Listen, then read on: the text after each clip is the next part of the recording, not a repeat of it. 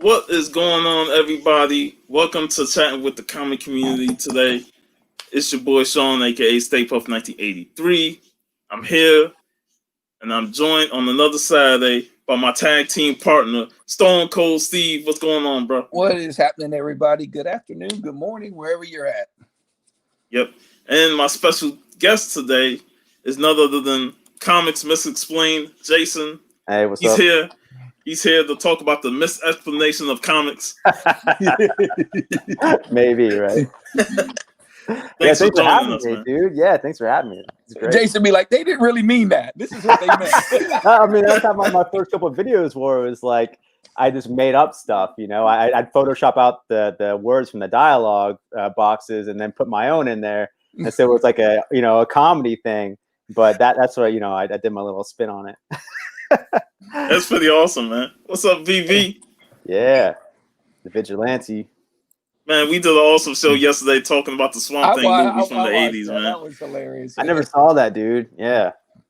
And I definitely give them a try if you get a chance, man. I gotta watch it, yeah. Because for a while I was trying to find the Swamp Thing TV show on the PlayStation Store. They didn't have it for like a good year or two, and that's all it popped up was the old movie. I was like, man, should I buy that? I never did. Netflix, you saw the net. It was pretty decent. The Netflix. You mean the DC Universe one? Yeah, the one they had to cancel because of the taxes or something in California, in North Carolina. They're supposed to be playing them on CW this month now. They're pretty good, man. I like them. They're pretty good. Yeah, I like that show a lot, man. I liked it a lot. Yeah, man. Because it looked swampy and creepy at first, and how they start. I said, man, I think they were building to like a Dark Justice League. You know, I think that's what they're going to try to do, and then I guess all the plans fell through. Yeah, that sucked because everybody was saying how good it was, and I can't wait to actually watch it. Hey, Fuchsia. Oh, Fuchsia, she's on her day. I think she's last one to go on her 22 push-ups. Yes. She's been killing it, man. Killing it. Her arms are like Popeye now, right? Is that what's going on? Hey, yeah, like at first, she paused a little bit, but now she's like, Hey, now that I think that was the good thing about it is that now after they finish the 22 days, they're gonna say we should do it regularly, Yeah, just keep on going. Yep. I want to see her do one with the soldier on her back. Yeah, I'd say up to 30. Do 30 now every day. Yeah. I'm gonna put G-Spot in the house. What's going on? Galvin. What's up, Robert Galvin? Man, Vigilante's in here, so I'm gonna go through some books that he sent me on my birthday, man. That was the perfect timing. Yeah, man. I want to see him up. I want to see him up close again. Man, I got the Icon issue #1 still bagged. First appearance of Icon. Best alien. Yeah. And did you see? Hey, Steve, did you see what Dusty Brick Brown got from California Blend? I saw was that Shazam? No, that was Icon. That was Icon. Yeah, because I saw him as red. I was like, who is that, man? So that's who that was. I just saw the picture he posted. Yeah, and then of course I got this Static #1 bag. Just sweet, man. I'm happy to have this in the collection. Sent me Wolverine versus Blade. This is a badass cover here. Yeah, man. I love that little miniseries, man. And the art inside is great. Yeah. And then, of course, the foreign copy of Avengers 87, Origin of Black Panther. That's so cool. I love foreign. Yeah, man. Those foreign copies are awesome, man. Then he sent me the magazine UK size of Avengers: The Savage Sword of Conan. So it was just a great LOK, and it came at the right time on my birthday, man. It was just awesome. Yeah, he sent me this, man. It's just a little pocket size. You don't know. Like if I put it up like that, you're like, it looks pretty good. But that's just a pocket size, man. Look at that. Yeah, mini comic, man. Mini comics are awesome. Yeah, because he knows I love my boy Skeletor, so he sent me that. That was something he sent me. Awesome, man. Did you read that Injustice crossover with the Masters of the Universe? I gotta read that. No, I haven't read that, but that's gotta be pretty good, man. Yeah, it got crazy, man. It was good. Yeah, because Vigilante said it was awesome too. But I gotta read that. Thanks, Robert. Nice. Halloween. Yeah. We're all my spooky shirts. Robert's favorite month, man. It's spooky season. There he is. He said, got some more stuff here for Steve and Robert. Oh, yeah, man. He told me he's got some stuff, man. Who knows what he's got? It's got to be something for it, I hope. And then he minuses the N.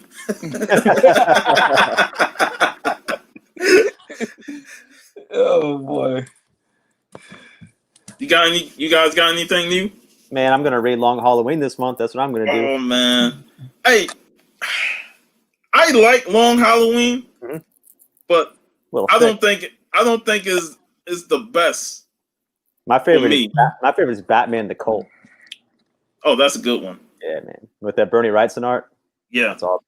But like Long Halloween is one of those stories that I think is a bit overrated for me personally. That's what I feel about Hush. I feel like that with Hush. I feel the same way. I feel like people put Hush up on the pedestal, and it's like it's another story where he just want to throw all these villains in there instead of actually, giving us Hush and stuff.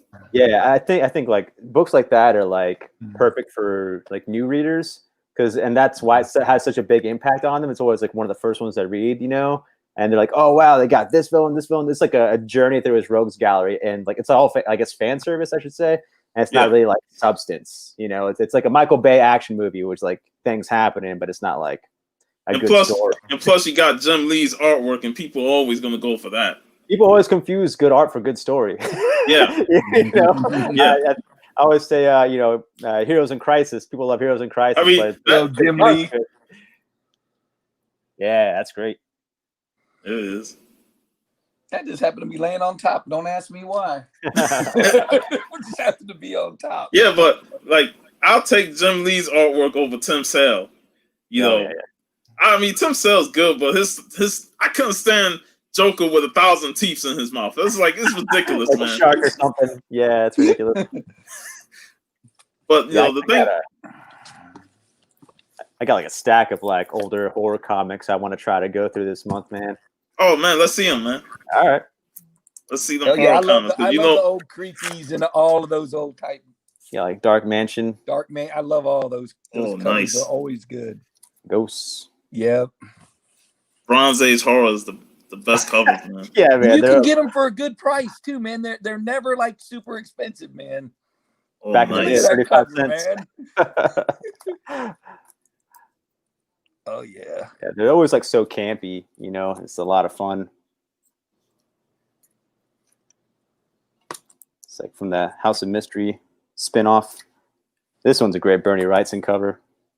House of Secrets. Nice. Oh yeah.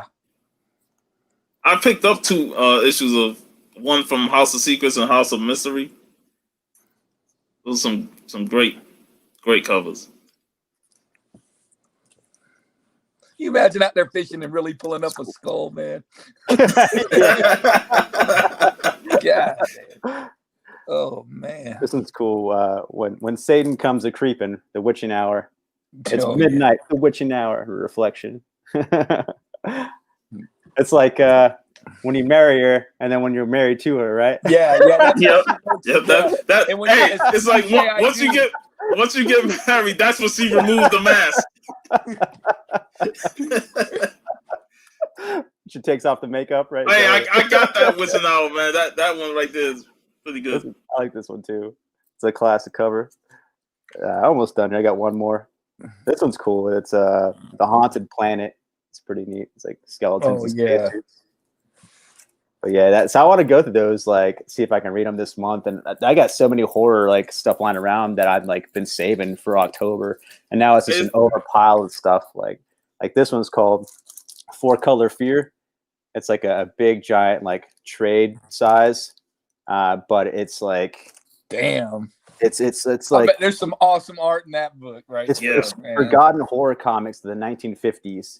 And so it's like stuff that's not from EC Comics, like all the other stuff. But this is put out through Fantagraphics, which is like my favorite.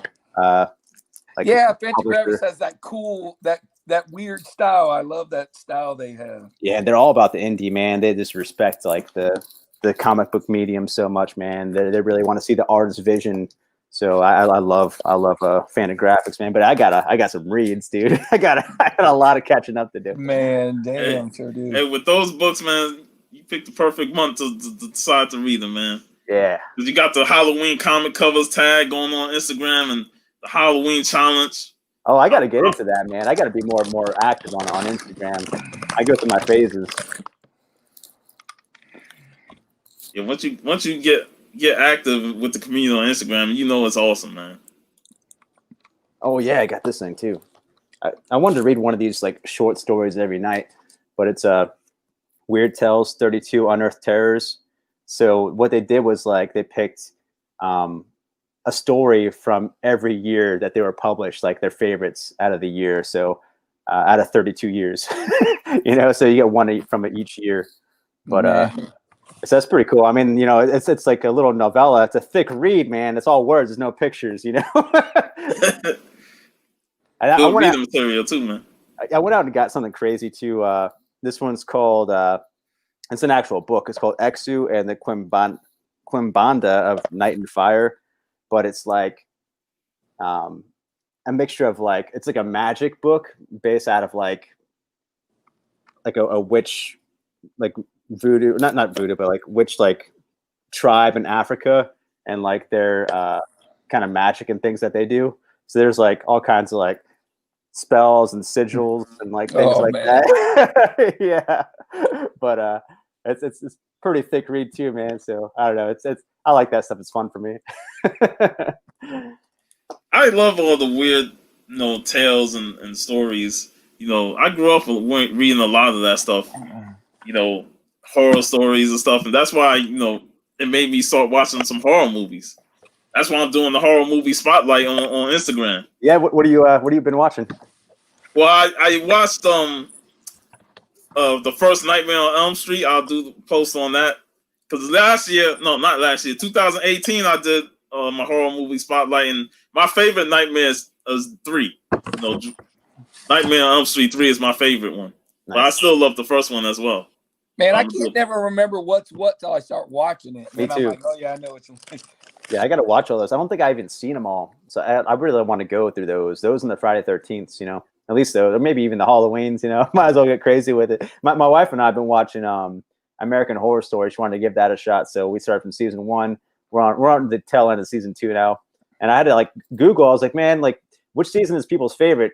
Because like it has to get better. And everyone's like, oh yeah, season 1 and 2 were the best. I'm like, man, yeah, well, that just ruined it for me. Yeah, so I don't know, man. Jason, you do like my wife. She gets all this stuff up, and then it's like it's supposed to be my pick, but then it's still her pick, and then next time it's supposed to be my pick, but you know it's her pick again. Yeah, it's I think all she wants to watch is like murder stuff, and I was like, you're getting ideas. I don't like this.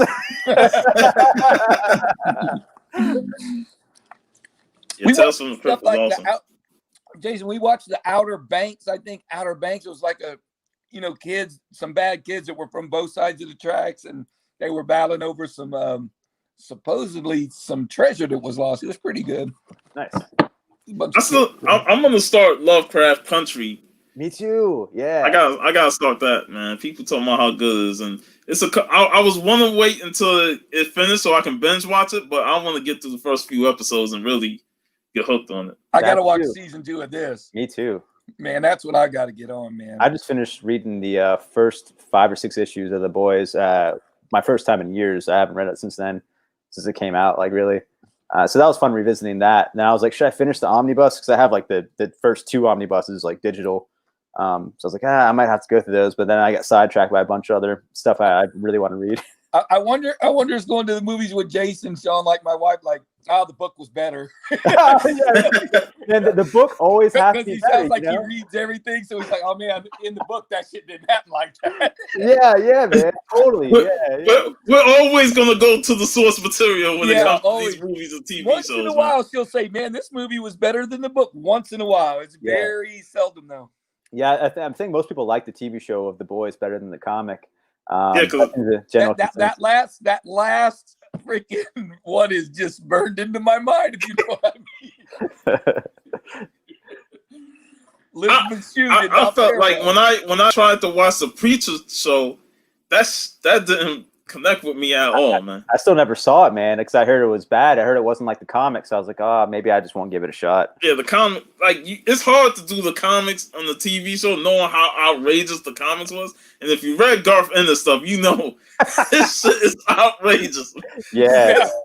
Yeah, there he is, right there. Yep. Garth Ennis, right at the top. Man, did you read his recent one? It was called A Walk Through Hell.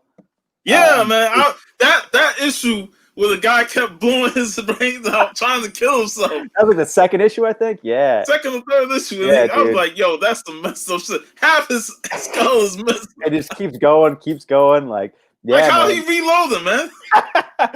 Yeah, dude, that was crazy. Like that comic series, man. I finished it. It was done, after I think like 7 issues or whatever. But like, it was like it made you feel dirty after you read it. You're just like, oh, I gotta take a shower now. Crazy. It was funny because during that time, like I wanted to like try to make my own comic. Like I was gonna write my own, and then like he was like, "Oh, coming soon, Garth Ennis, A Walk Through Hell," and I was gonna call mine A Walk Through Hell. I was like, "Oh man," so I just like let's put it aside. I was like, "Trash bin," Well, I can't do it better than him. So, What's up, hey man? Jeff, what's up, dude? Not Going much, on, man. What's up, Jeff? Not much. Hey, Jason, did you see Brightburn at the movies? Man, I bought it digital. I still haven't seen it. Oh my God, it's so crazy, man, dude. You got to see that.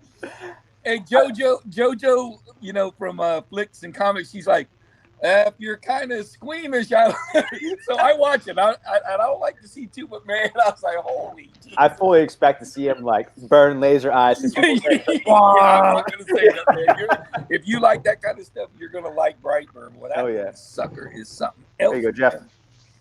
Nice. Oh yeah, I picked up Frazetta's granddaughter's book. Oh, did you? Yeah, I was eyeing that up. I was like, should I get it? Did you get the signed one? Yeah, I got the signed one, but I got the Red Sonja. I didn't like the Vampirella as much. Yeah, man. I agree. Yeah, that's the one I saw. Yeah. Nothing on there can shock me. Yeah, Italian horror movies are like the scariest, dude, for sure. And then come to find out, Frazetta has a museum out here. No way. It's in Pennsylvania, right? No, there's one in Pennsylvania, and then since the kids had fought, they split up the collection. So his granddaughter's mom had made a museum out this way. Oh, really? Where's that at? Yeah. So yeah, next time we go out towards either I think it's towards Miami or Orlando. One of the we should stop by and actually go. Well, that's a big ass difference. Yep. I'm not sure where it's at exactly. You know what I mean? Look up where it's at. So I'll look it up. When you said over here, I was like, all right, it's in Tampa. All right, that's not bad. Yeah, that's what I thought too. Over here. No. Yeah, it's in between. It's in between either Sean or in between Sean or Hialeah. Well, in between. I've never heard of the place. You know Name what I the mean? place, because I've heard of a lot of places. Well, look it up, man. Look it up. Yeah. Okay, Jeff, your one thing to do right now is to find where that museum is. That's fine. I heard that. I got you. The other one was like here in Pennsylvania. I didn't know there was 2 of them. And I live in Pittsburgh, so I'm pretty sure I heard it's in like central Pennsylvania or like eastern, which is like far from me. That's Frank Jr. That's Frank. Yeah. Someone over here, but if it's over here, that's Frank. No, that's Frank Jr.'s. That's Frank Jr.'s half of the collection. Okay. So because his daughter Frank has Jr. one in Florida, then. Okay. Yeah. The one of the daughters has the half in Florida. So. What's up, Sam Mason? So it's half and half. So like all the kids split it up. Like every single kid has a piece of his art, like a couple of pieces of his art. That's crazy. And then the Conan they had to get rid of because they had got rid of one Conan to pay, and none of that money went to them. It went to the lawyers that they hired to freaking fight over this. Probate lawyers. Because Frazetta didn't set up no trust, nothing. So all the kids started infighting about stuff. So it was like, and then the granddaughter had to get involved. The granddaughter had to go, hey, we'll do it this way, since they paid the lawyer with the Conan they sold. So she got involved. She goes, I watched the Fox documentary thing. So the granddaughter gets involved. The granddaughter goes, since she could be a mediator, since she can see both sides, so she mediated the whole damn thing. Where Did you she see what split. Morangi had said? Yeah. I didn't take Conan. I could see a lawyer. He'd be like, "Yeah, what's your bill?" He's like, "1 Conan."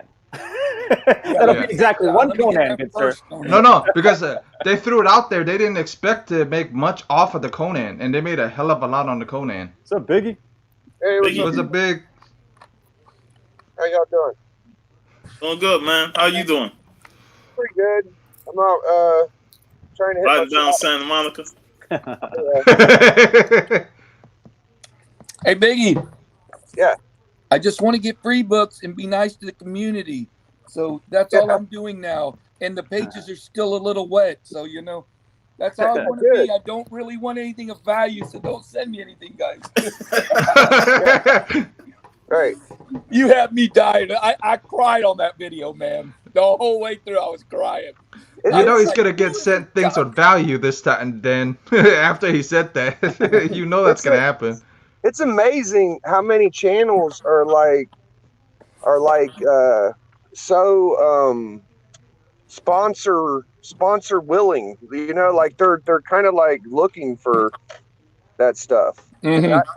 It's like it wasn't like that a couple of years ago. Now it's like every new channel that's getting big and shit, they're like, oh, we're sponsored by, Boom, Mad Caves, Marvel. Like, dang, bro. Like, So, sometimes all you gotta do is reach out to them. Sometimes they'll say yes. Sometimes they'll say no. All that's gonna happen is either they're gonna say no or yes. So. I'm sponsored by Beer and Weed for Life. I'm sponsored by future. Monsters. Monster sponsors me. If I drink one of these, they'll send me one once a year. Just 1 a year. One a year, yeah. That's all they can send. I wonder how they are like off the internet. Like they're probably like hardcore thugs and shit. Like, I always picture it. Like, can you imagine what Comic Tom acts like when he's not like he's around his girlfriend? He's Like, busting kneecaps, and yeah, you believe him suck yourself for that again? That Comic Fam shit, Comic Fam, can't refuse. Comic Karma. Yeah. Mystery mailbag, guys. Yeah, someone opens a mystery mailbag, it's just a head, A shrunken head. You mess with the witch doctor, that's what happened, man. Hey, look Hey, guys. look what I picked up today. McFarlane Conan. Sick. Oh, nice. McFarlane Conan. Yeah, this is McFarlane. Oh, See his okay. name? That's his early stuff, right? This is about like what 90. Because that was before he did Spider-Man and all that. That was like his first Marvel work, I think, right? What number is that, Puff? It's 241, Okay. and I got 242, which is Jim Lee. Ooh, that's so nice. Hey, that's in my bag. So I know Yeah. to look for that now. I was on the hunt for these, and I know they were like $25, $30 on eBay plus, but I got them both for $12, man. Hell yeah, sick pickups. Yeah, and then the other books I got this week, it was pretty light. Joker Warzone. Did you read that yet? Was it good? I just got it. Okay. But I'm gonna wait until issue 100, and then I'm gonna read it all in one. Yeah, I didn't know if that was going to be like a tie-in to like Tinian's Batman run was like the end issue or like what, or if it was a separate thing. Cinder's still reading this. I love Still Jeff enjoying Lemire. it. Yeah. I picked this one up. They put it in my box to see if I want it, and then give it a shot. Wonder Woman 84. Okay. Goat has to have that. He probably got both of them. Great. Every got the- copy, every Got the 3 Jokers. I still got to read that. Yeah, the first issue was pretty good, even though it felt like it should have came out years ago. Because that's Yeah. I mean, I don't think it's going to be related to like their story. Oh, nice with the card. Yeah, I got the card, and then Yeah, I I got think- Wonder Woman 763. This beautiful Middleton Middleton cover, right? Yeah. Yeah. That's Beautiful, nice, man. Dude, there's a Middleton coming up where it's just her face and it looks so good. I gotta get Oh that. yeah. It reminds me kind of like has that Catwoman vibe. So you know, I mean, she's not looking to the side like Catwoman, but it's just more like a straight on. But yeah, those are what I picked up this week. It's pretty light, thank God. I got this in like a couple days ago. Frank Miller and Jeff Darrow, Hard Boiled, issues 1 through 3. Man, I seen that book. I seen the interiors in that. It's crazy. It is crazy. It's super crazy. detailed, man. Look, yeah, Oh, that cover bloody. right there, I seen numerous times. Yeah. You got to see the back of it, though. Yeah, man. I know it. I seen it. It's my favorite, dude. It's so good because he's like, sorry, I'm late. You know, you shot this guy, but like, he shot the guy through his head. Oh my gosh, dude, it's crazy. And like everything is so like bloody and detailed. You can tell that's where I think Jeff Darrow went on to work on like the Matrix storyboards. So you can tell how like where they got their like tech and ideas from, you know. So yeah, dude, this is crazy, bloody, crazy detailed. I'm trying to find a good example, but yeah, I'm not. Yeah, there's too much in here. It's just crazy, man. Yeah, but I got a pretty good deal, man. So it's only 3 issues. Super stoked to read it, man. That'd be a crazy movie. I found it. I found the Frazetta Museum. where's it Where's at? it at? It's it's BOCA. Boca Raton. Boca Raton? Grande, Florida. Oh, Boca Grande. That's down there by Cookie. Yeah. Oh, So there's the other half of the collection out there. So there's a road trip waiting for us. yeah. Heck yeah. Y'all know about like any keys in that? You in the shop? Yeah. What number are the keys on Miss Marvel? Do y'all know? 1. I know that. Yeah, that's the only one I know too. Is that it? I think so. Huh. What? What a crap run. This one looks kind of important. That looks good. Yeah, Oh, that one? Yeah, that Miss Marvel. I miss that costume, man. That was a good fit. Yeah, I like her better as Miss Marvel than Captain Marvel. Me too. With the high boots. And then when what's his name? Greg Horn did the covers of that series, man. Oh yeah. Yeah, the one that Brian Wood written. Jeff, you got anything new? Yeah, I got a couple of things. Got this Cerberus homage to Batman Damned. Oh yeah. Nice. Yeah. That's amazing. You had to get that. Jeff. You had to get that. That's so good. No, Tim actually put it in my box. And you still brought it, man. Yeah. Well, because it's limited anyways, man. It tells you limited by how limited print run it is. Right up here, look. Of course it's limited. The title's on the penis, man. I mean, come on. They're not gonna make 1 million copies of that. 3,000. Yeah. That's awesome. 3 Jokers. Oh, Jeff, man, you always got something. Yeah. Yeah. Oh, shoot. Yep. That's Chow, actually. It's not Chew. It's actually the sister. Hey, And man. then, Hey, how do you say child? Child ain't child supposed to be CHOW? Is there different ways to say child? yeah. There's different ways to say a lot of even Wong is 2 different ways, man. There's WANG and WONG. And they both That's say Wang Wong. and Wong, Instead- man. Yeah. Wang and Wong. Exactly. Yeah. I'm White and Wong. Yeah.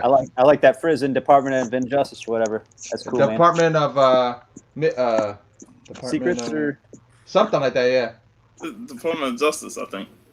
No, Department of Truth. That's what it Determined is. Truth. Yeah. Did you see Yeah. that somebody's killing the children variant cover? It's like a 1 in 100. It's it's nice. Yeah, and I got Yeah. Wasn't fond of that price tag on that book, man. Shang-Chi, Nice. 2 covers. I got 2 covers. That one's sick. Yeah, I got the old school and I got the new school one. They changed the outfit, anyways. That looks And great. there's a first appearance in here too, supposedly. Who is it? Not sure. I have to actually read it. I heard it, and then I got the one shot. Is Yeah, it that's the pretty Jeff much. Lemire one? I think so, maybe. I told Tim to pick the best cover. The other cover looked looked a little messed up. The Hulk looked a little messed up, anyways. Yeah, like a flower in his mouth or something. Yeah, a flower, and then his head looked all funky. Yeah.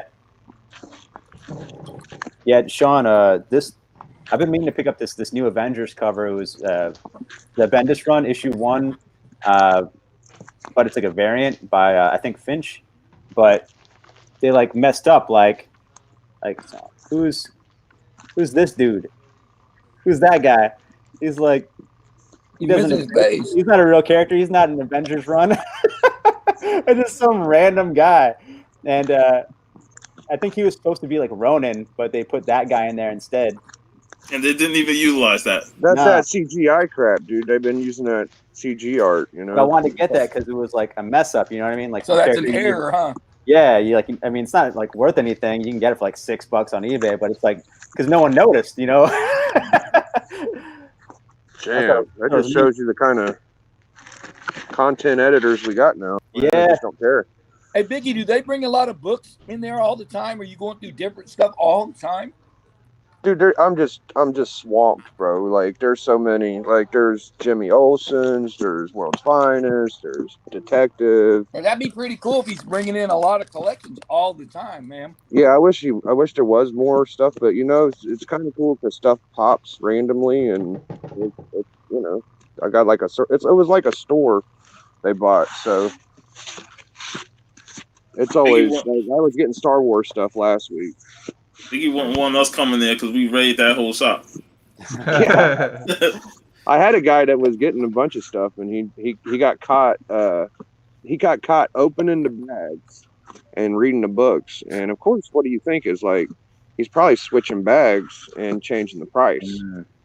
So I'm glad they figured that out because that's screwing me and them. You know. Yep. But since I got Misexplained on, I picked up these too. Heavy metals. Oh, nice, dude. Were they good? I always wanted to read one of those. I never got to read it. Nice in your wheelhouse, pretty much. Yeah, Yeah, actually, this one was good. I like this one. I haven't got a chance to read this one yet. Every time I try to go read something, man, they either call me in. So, Yeah, they I've been like going through like they're publishing like different publishings inside their house of heavy metal. You know, they have different genres, and there's like a horror one and stuff. And I've been going through those trying to see if I want to buy one or two of them. But there was like $20 like graphic novels. You know what I mean? And I don't think I have the time to read that. Right. You know? So I don't know. There's a bunch of stuff I got to read. Yeah, single issues are a little easier to read, anyways. Yeah. Now, I kind of want to get like a subscription to heavy metal, but they like turned into like I think it's $100-something like a year now. It's like, man, I can't do that. $100. It's ridiculous. For all their books? Something like that. I got for the whole year or something like that. Yeah, I looked that up before. because I picked up the new issue 300. I got all three covers. Like here's cover A. I've always wanted to pick it up. It's just I'm like, too early. Same. That's why I had to go with that because 300. I was like, all right, well, landmark issue. That's cover 1 or A. There's cover B. Damn, that's cool. And then this one's my favorite. Is cover C. Just more like animation. Yeah. Yeah, that looks like Conan. If he kills that monster, he gets the girl again. Yeah, and it has great art and stuff inside. But I'm trying to. Here you go. 1 year costs $144.99. Yeah. Jeez. 2 years, $274. 3 years, $360. Like So what? What does that $144.99 represent? What comes with it? 12 issues. That's it. Well, just the 12 issues. 12 issues, dude. The thing is, they know their books are collectibles. Probably that's probably why. Really? I guess it's going to be $13.99 per issue. Oh, that explains why the price is the way it is. It's tough. I sent 90 a package, and it had you, Stone Cold, Jeffrey, Javi, and Boat some books in it. So hopefully they'll get out to y'all. I'm hoping he'll, and Lucha Libre. So I'd imagine Lucha will get it next, and he'll send it to somebody, and y'all will have to figure out how to get it. I mean, if anybody needs shipping or something, let me know, and I'll send it to them through PayPal. Because that was kind of a cheap way of sending all y'all an AOK. I just sent it to one person, but you know. That's a smart way to send it. What do you mean? Yeah. Vigilante sent me when he sent my AOK, he also sent Al's books, and I just shipped our books out today. Yeah. I got to ship these babies right here out for McD. He's in Scotland. Oh yeah. That's just going to cost me some cash right there, son. Yeah, probably like $20, I'd say. Last time I did them, it was $62 to send his books. Oh It was wow. 3 books in one slab, 3 floppies in one, and it was $62. What? That's crazy. Yes. That's priority too, at right? UPS store, it was like $180. I said, "Man, are you crazy?" Wow. I said, I'll PayPal the money before I do that. Yeah. Dude, I've been thinking of doing that too, man. It's like doing AOK. So it's like, all right, well, here's the link for it on eBay or whatever, and I'm just gonna PayPal you the money. I'm gonna PayPal it. Yeah, I'm gonna PayPal you the money to buy yourself that book. Yeah, man, exactly. Yeah. If you decide not to do it, that's your own thing. But you know what I mean? Like that's if you got something else you want to get, I'm all for it. Right. I've been thinking of doing that, in the comic book community hangouts. That'd be shit. That's for real. The truth about that shipping, man. Ain't no Hold up, Rod. Hey, what's up, Rod? Yeah, man. Yo, Rob. I work at a record label, and we ship out vinyl records like all across the world. And for like our shipping thing, we ship records like to different countries. We go through DHL, but the way the deal with us is like we got to send it in bulk. Like you have to have a certain like quota to meet in pounds per month. You know what I mean? And so we're always like well over the quota. I'm not even sure what it is. I just know we ship like hundreds of pounds like every month of records. You know what I mean? But like I was gonna say, I'm not sure. DHL might be another option. Not sure if they do like a cheaper single way. But I haven't seen DHL around here in a long time. Have you, Jeff? Them yellow trucks? Yeah, we have to like. I work next to a DHL. It's right across the street from me. I haven't seen none here in Tampa in a long time. Yeah, there's none. There's none in Tampa anymore. I think they shut down the one in Tampa. I think. Wow. Yeah, we have to do like scheduled pickups like through the internet. We just like do a submit order, and then we'll send like a freight truck to come in like once a week and then pick up all our stuff. Yeah, because I see the comics being delivered to the comic spot. He pulls up in that UPS truck, man. He's out there for a while, box. Yeah. And, it's got pops, it's got statues, it's got everything in there. And hey, Steve, I was talking with the Misexplained about, our future meetup whenever we get a chance. I know Black Friday weekend is probably the time we're gonna hit that 25-cent Sci-Fi City. Yeah. Yeah, I'm going there if that's open for sure. But I do want to come back down to Tampa again, to do hit the other shop. Yeah. So I definitely want to do that. You guys either or, man. I gotta hit you. I gotta get you all your books that I got over here still sitting. I got a stack of books for Sean too about Mine are about like that. Mine are mostly Black Panthers. He knows what they are, and hip hop covers. Nice. That's awesome. Then I gotta give Boatwright his figure, and I gotta get y'all guys' books together. Mm-hmm. I got a static too, static annual I was gonna give you, Sean. I gotta find it. I was looking a little while ago. Did you didn't see the post yet from? Oh no, you saw the post from Dusty, but did you see the comment I put? I go. Yeah, you said I look like Icon, man.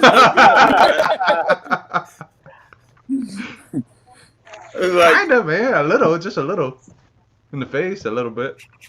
That's what you said. I look like Icon. No, but the Icon she did looked a little more close, like. Hold on. Oh, hey, Al posted a video of this white dude dancing. And that looks just like Steve. I'm like, and Al was laughing his ass off, Mr. I'm asleep. Yeah. He's going right in. Damn, sure does. Devil's got that one. So just gonna go on there and say, hey, that look like what's it such? Hey, who was it that said that the dude looked like Hialeah? I forgot who it was. You remember the Probably me. I wouldn't doubt it.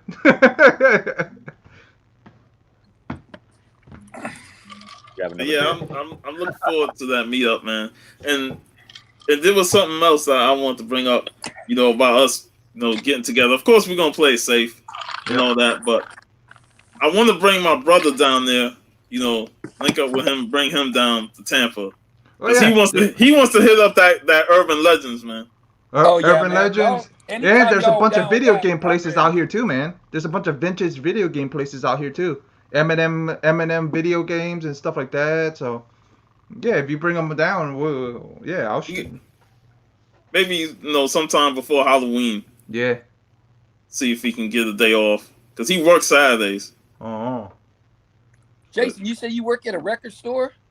Or record. Yeah, I work at a record label. Record label? Yeah, oh, yeah. Man, a record label. That's a little different than a record store. We just released this one. It's a demo, but it's a reissue of this band called Pallbearer, and they have I think 2 albums out now. But this is their demo that was never pressed on vinyl before. So this just came out. It's not even out yet, actually. I'm always the first to have Damn, it. look at that crazy ass record, man. It's cool. Like on this side, it's only playable on one side. The other side is an etching. There's no music, but you can't really see. But if you catch a glare or not, but it has skulls and coffins and stuff engraved on it. Laser etched on it. Yeah, it's cool, man. Yeah. But yeah, it's fun because they used to be based out in I think Seattle. I live in Pittsburgh, but they moved here 2 years ago, and they were my favorite record label for metal stuff, and I was like, what? They moved here. Then my friend who no, we gotta find where. I was like, oh, you work there? That's crazy. He's like, yeah, I helped bring him over here and stuff. She's like, I actually got to change jobs and stuff because I forgot why, whatever. But then she's like, can you take over? I was like, yeah. I was already working at a different record label, and the stuff she was doing, I already knew how to do. So it was a super easy transition for everyone. And so now I work at my favorite metal record label. And so I got to have all this music and stuff first before anyone else. It's a dream come true. You know what I mean? You get to test it out and see if you like it. Oh yeah, you're a critic now. You're gonna have a show, one critic show a week. I probably could. I wanted to do that too because I have a bunch of meme pages I run, and one of them is called Slow Heavy Metal Music Playing, and it's mostly it's just a random funny picture with the caption underneath Slow Heavy Metal Music Playing, and it got really big for a while. It got up to 200,000 likes or something like that. Or on Facebook, and then the page got stolen, and I had to start over from scratch. And so now I'm I got 10,000, 20,000. It's not 200,000 anymore, but people still like it and dig that. But for a while, when it was that big previously, I was going to start my own little record label and start putting on shows and things like that, and that was my plan. And then things kind of fell through, you know what I mean? But yeah, man, until this is done, man, jeez. Do you collect records? Do you have your I got a bunch here. I have some down here, and then I have a 2-door. I heard some of the old Beatles records were really rare and valuable, man. Well, it depends on which Beatle record, what pressing, because the Beatles albums. So it's kind of print pressings are printing some. Yeah, because every there's I want to say 200 different pressings of Beatles albums. So it's you got to find what year, what pressing, where it came from. You got to read the dead wax, the pressing numbers inside the center of the label, around the label, and that little black area where there's no music. And then if you can find out through Discogs. It's DISCOGS. It's an app and a website. I didn't know there was that many pressings. Holy Jesus. Yeah, it's crazy. They'll break it down of what kind, the matrix number and serial number on there. So I know who to hit up for my brother-in-law's Christmas gift now. Yeah, man. My old man that was Get Hip Recordings. It was a different record label. It was garage and psychedelic music, but it was also a vinyl distributor. So we had all kinds of music, not just garage and psychedelic. We had jazz and funk and whatever. The one I'm at now is just our label, and we expanded to some distribution, but it's other extreme metal labels as well that we're friends with. You know what I mean? It's nowhere as big as an operation as Get Hip Recordings is. It's been around in Pittsburgh for 30 years, and my boss is in this garage band called the Cynics, and they were part of the 80s resurgence of 80s garage music. And so whenever even now to this day, whenever they tour Europe and Spain, they sell out shows immediately, and they're not big in America, but it's that's just different how different scenes are in different places. But man, like if you want to find different stuff, I can try to track it down for you. But I have to go to my old job to get it. Like the boy who had 7, he's a big The Cure fan. Big Cure fanboy. God, I know we had like some rare like The Cure bootlegs, like fan club recordings from like audio recordings from like the 70s, or the 80s actually. So I got 2 in mind. I want to get him, and I already got his address. So it's just a matter of he will shit, man. He freaking loves The Cure. I mean, he freaking lives and breathes them, man. Yeah. Well, he'll love that. I like that video he did on Facebook where he had his whole family playing. Did you see the last one? He just did a solo. He just did a solo. He's pretty freaking good, man. For just let me go out here and do something. I'm like, damn, man. I can't even play and sing at the same time. I can do one or the other. I can't do both. Hey, man. So you're into really metal bands? Are your favorite? It's hard for me to. My favorite music is late 60s, early 70s Turkish psychedelic music, like psychedelic music from Turkey. Yeah, dude. Name me some bands. See if I know any, because this is my time. I got one here somewhere. Listen, what is it? American? Is it like English? No, man, it's Turkey. Turkey. This one's called Edip Ekbayram. This album's pretty hard to find. This is like a bootleg version of like the actual album, but you can find stuff on YouTube. So like Edip, then his last name is Ekbayram. But it's just like you ever listen to Mos Def, The Ecstatic? I've heard the album. They had like a lot of like kind of like Middle Eastern samples and stuff like that in there. Like that's where the music comes from. It's like these original bands. It's like it's got that kind of music, Turkish psychedelic from the 70s. Yeah, because you don't associate Turkish with that, but they're right over there. Yeah. They're But that's fun, from, man. But I'm just a huge music fan in general. Like my favorite area of music is probably late 60s, early 70s, like genre wise, because there's great jazz from that time. There's great like soul music from that time. There's like great rock from that time. Man, you notice a lot of those rap songs, their samples are from the 70s. Yep. Great songs. Man, that's the sweet spot. 68 through 72. That's my favorite years of music. Yeah, man, it's kind of like that with cars too, man. There were so many awesome cars from 66 to 72. And you're right. Screwed everything in 73 with the they freaking trying to get these gas savers and all that because gas was gonna go extinct, man. I was like, what? I'm gonna be walking. I'm gonna be riding that bike again. It's funny you brought up the samples and stuff because that's how I knew music. Growing up, because my mom and dad just played a lot of the funk and R&B from the 70s and 80s. So by the time hip hop came around and started using samples, I knew most of the music they sampled. I tried to slip something by him, Jason, and I was like, "Oh no, man, I remember that." I was like, yeah, man. Dude, like I was thinking of like the other day, like groups like Public Enemy, and it's like you can't do that anymore. Like not even not legally. But like the stuff they did back then was they had so many samples in one song. Yep. It'd be impossible to get like permission for all those and sample those. I think you want to do so many samples in a song now. There's so many legalities. You can't do those early Public Enemies anymore. It's not possible legally. Yeah, we talked about that yesterday on the show, how they utilize those samples.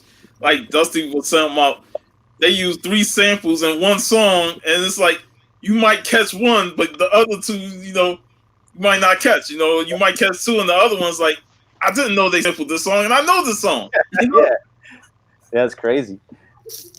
Yeah, I was Sean. I go. Me and my wife go skating on adult night every Wednesday. That's our exercise thing we do. So that's where I met her.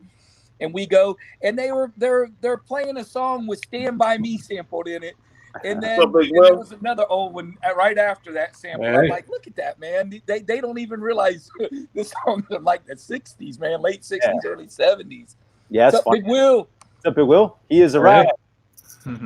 I have arrived. So, you guys talking about sampling? If Big Will ever gets a beam that comes in and then he pops up, I'm gonna go, what the hell? He really did just arrive straight off Star Trek, man. Man, I love like tracking down like bootlegs. Like this one's called Black Sabbath, Still City Schizophrenia, and it's like Black Sabbath, I think, in like 1969. Oh man, yeah, just live. And there's man, it's so crazy. His voice is like it is, and how he talks. I'm like, because he's got a pretty damn good voice, man. He sure does, man. I like it, man. It's different. Ozzy's my favorite solo performer.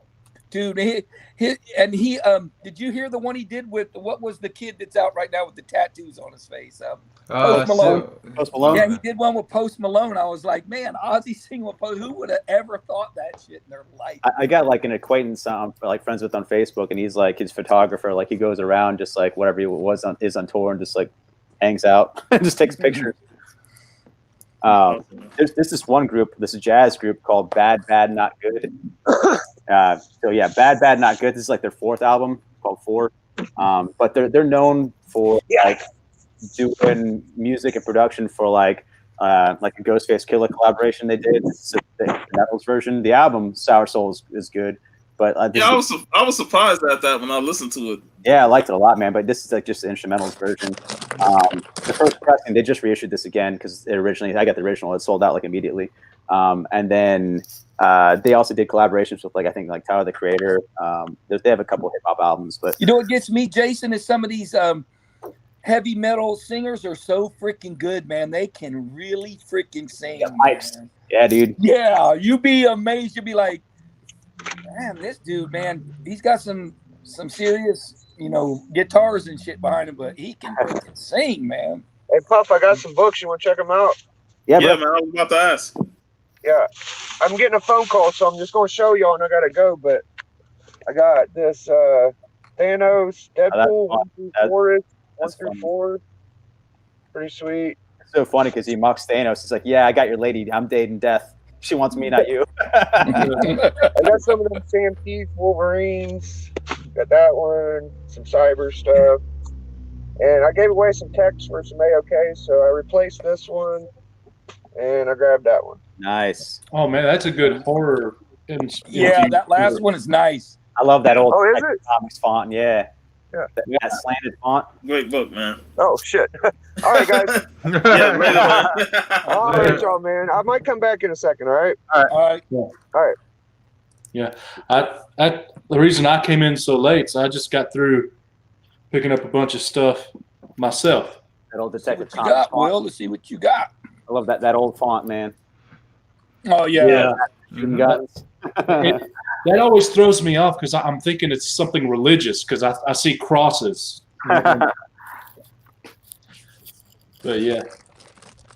What do you got, Will? Oh, I haven't put these in new bags and boards, so if they look a little iffy, that's why. Because I literally just walked in the house. Batman and Robin Adventures Annual #1, signed by Paul Dini. I love that, man. Nice. We got, I don't even have to say anything.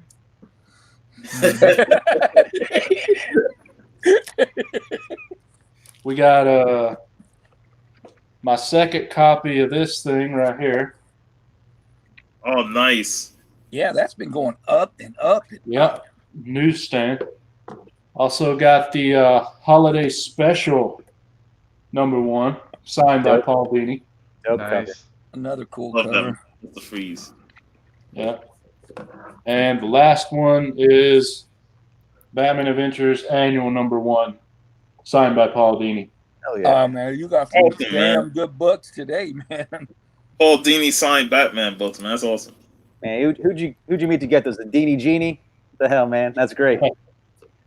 Well, I tell you what, where I bought these, I bought another book signed by Paul Dini, the Batman and Robin Adventures #1. It's at CBCS getting graded now and authenticated. If it comes back a yellow label, then I'll know these are good. Yeah. But I'm not going to send these anywhere until that one comes back. Because if these aren't good, then I'll send them to CGC so I get a green label and then try and offload them. But if that comes back gold, I know these are good, so they'll Yeah, go. because they'll come back green label and say, somebody scribbled wrote a name on the cover. Yeah, it won't even say it's from whoever it is. Yeah, it won't even say, it just says name written on the cover. Yeah. It's funny, man. Recently, I feel like I've been feeling in the community like a lot of more negativity towards CGC and a lot more praise for CBCS, which is funny because I feel like they're finally coming up, to some respect a little bit, Well, I'm about done with CBCS until they can get better customer service and fix their Oh yeah. Their customer service is a pain in the butt. Their customer service sucks balls Yeah. of a donkey, wet Hey, and in heat. shape up, go relabel your thing not for kids real quick. It's already, man. Big Will just blew that one right out the water. Get out of here. Hey, that was What- tame what- compared to some of the stuff I be saying, man. Or the Or thing I Rio. just showed there when I popped on, man. Penis. Yeah. So y'all talking about music and everything. I found out some music news this morning that I didn't know about. What's that? AC/DC, the original lineup, with the exception of Malcolm because he's dead, Yeah, the drummer came back. is back. They made an album. They've already released a teaser. They released the It's gonna song. come Yeah, out they next month. released one, and I heard it. Will, did you hear it? Yeah, the shot in the Damn dark. good. Yeah. I was I like it. surprised. I said, damn, It's- that seems pretty decent. It's so funny because, like, yeah, I think it was the drummer that came back recently, but I think he got in trouble before for like hiring a hitman. Yeah. they let him back in. Literally it. He hired it. I can't believe that. It's like, all right, wow. Hey, you're gonna man, let him there's some back in? shit that you can't do, and that should be one of them right there. That's You hire crazy, a man. hitman to kill me, man. You can never come back, man. It's like how do you handle that publicity? Like the AC's agent, it's like, yeah, we're just not going to talk about that. And maybe they Yeah. forgot about it. Maybe people forgot he did that. Well, I was totally expecting Chris Slade to be the drummer if they did another album, but they got Phil back. So, hey. Question is, will they tour?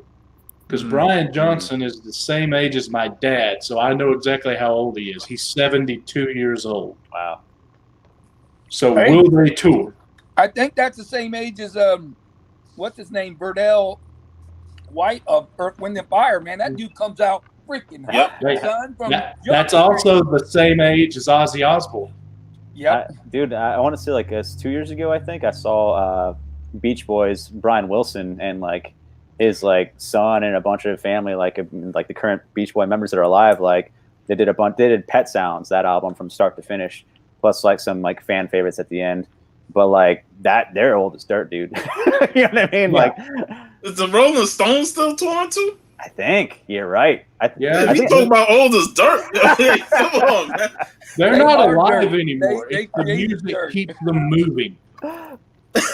yeah, yeah. That's why the background's like black, and they have like those puppet Yeah. cheer masters in all black outfits where they move their bodies. Then again, Keith Richards is like a cockroach. He won't die till after the nuclear holocaust. Right? Yeah. Yeah, they're singing Yeah. skeletons, dude. That's crazy. I'm like, I can't believe these old guys are still selling out buildings and stuff at their advanced age, man. People still love the Stones. I wonder if Cardi B is going to be doing that in the next 20 years. He's gonna do that. What is it? That WAP tour. It's just a water slide. At 70, she gonna do the walk. Yeah, she's gonna do it in 70. The return of the WAP. Oh my God. She takes a water slide down to the stage. Yeah. Oh my god. But yeah, my favorite music is, well, my favorite music is just music, but I listen mostly to heavy metal, but more the classic stuff, the 80s stuff, but I also listen to some newer things, but not that much. Newer music isn't that all that good compared to the classics, you know. Like there's some good music out, but like compared to what the era we grew up in, where just all around music was just popping all over the place, it was great. It's just uncomparable. You can't compare these eras because music to me ain't as strong as it was when we were growing up. I like for current music, I like metal, more current stuff because they've gotten more instrument experimental and progressive and psychedelic. Like for instance, like the stuff I listen to for metal, you know, I always try to find like the most extreme stuff for metal. So like, you know, of course there's like black metal and death metal, and there's like progressive metal and, you know, things like that. Now they're starting to like combine genres and mash, you know, and so now you have like avant-garde black metal with death things and like doom slow parts. You know, it's getting so strange. It's interesting. And that's what it's so interesting now. So like metal is, I think, in a great place now. Hip hop, I'm not sure. I'm not sure how to feel about current hip hop. Because at first I didn't like the auto tune stuff, but that kind of grew on me. I do like some stuff of that now, but I'm not sure where hip hop's going to go from here. It seems like But they can't I don't know. sample Hey, nothing no more. just watch the Crank Lucas videos, the evolutions of hip hop, and when you get through that, you're gonna see what he predicts hip hop will go to in the future. Because it can't get no worse than what we got now. I'm like, I can't even listen to some of the stuff they put out now. It's horrible. Man, I can't stand hip hop now, but I actually like some of the older stuff, like from the 80s especially and the late 70s, a few things from the 90s, but that's pretty much it for hip hop. Yeah, 90s is my favorite of the hip hop stuff, like early 90s, late 80s. Yeah, but the decade of the 80s was the best decade for hard rock and heavy metal, as far as I'm concerned, as far as bringing new stuff in and, creating a lot of different sounds and all.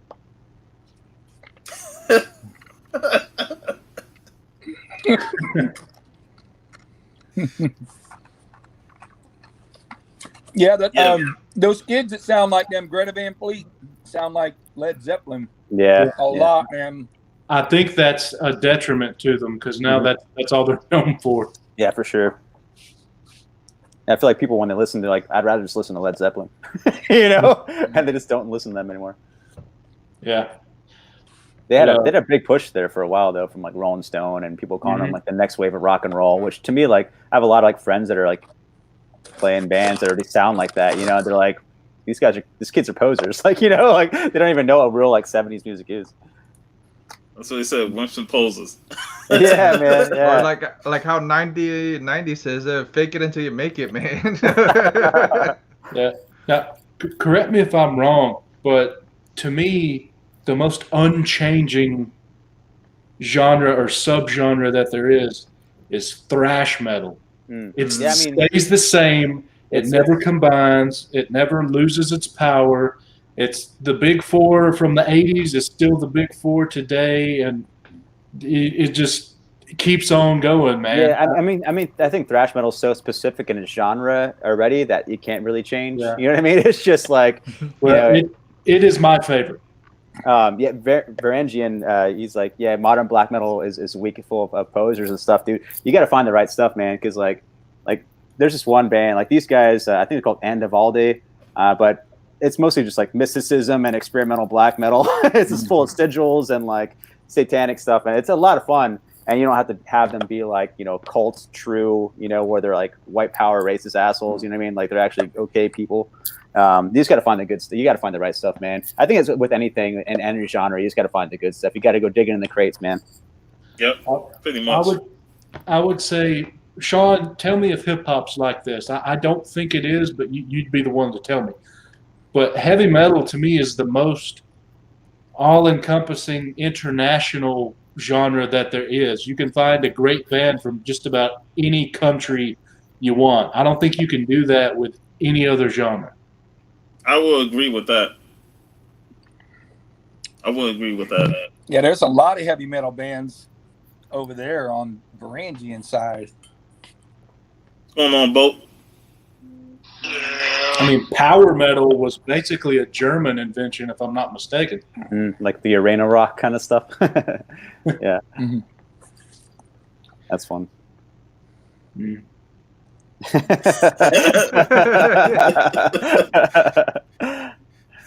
If it makes you want to go burn a church. That reminds me too, because I do have a bootleg of the first Bathory album with the yellow goat, because they're usually just have the white goat now, but yeah, is kind of harder to find now is the yellow goat. I have the shirt that matches too. Man, the yellow pop makes it pop more, man. The white goat won't make it as pop as much. Yeah, man, totally. You want to know what's funny? Is I said that I like thrash metal and all that stuff, but I'm also a Christian. So people sometimes can't understand how you could be both.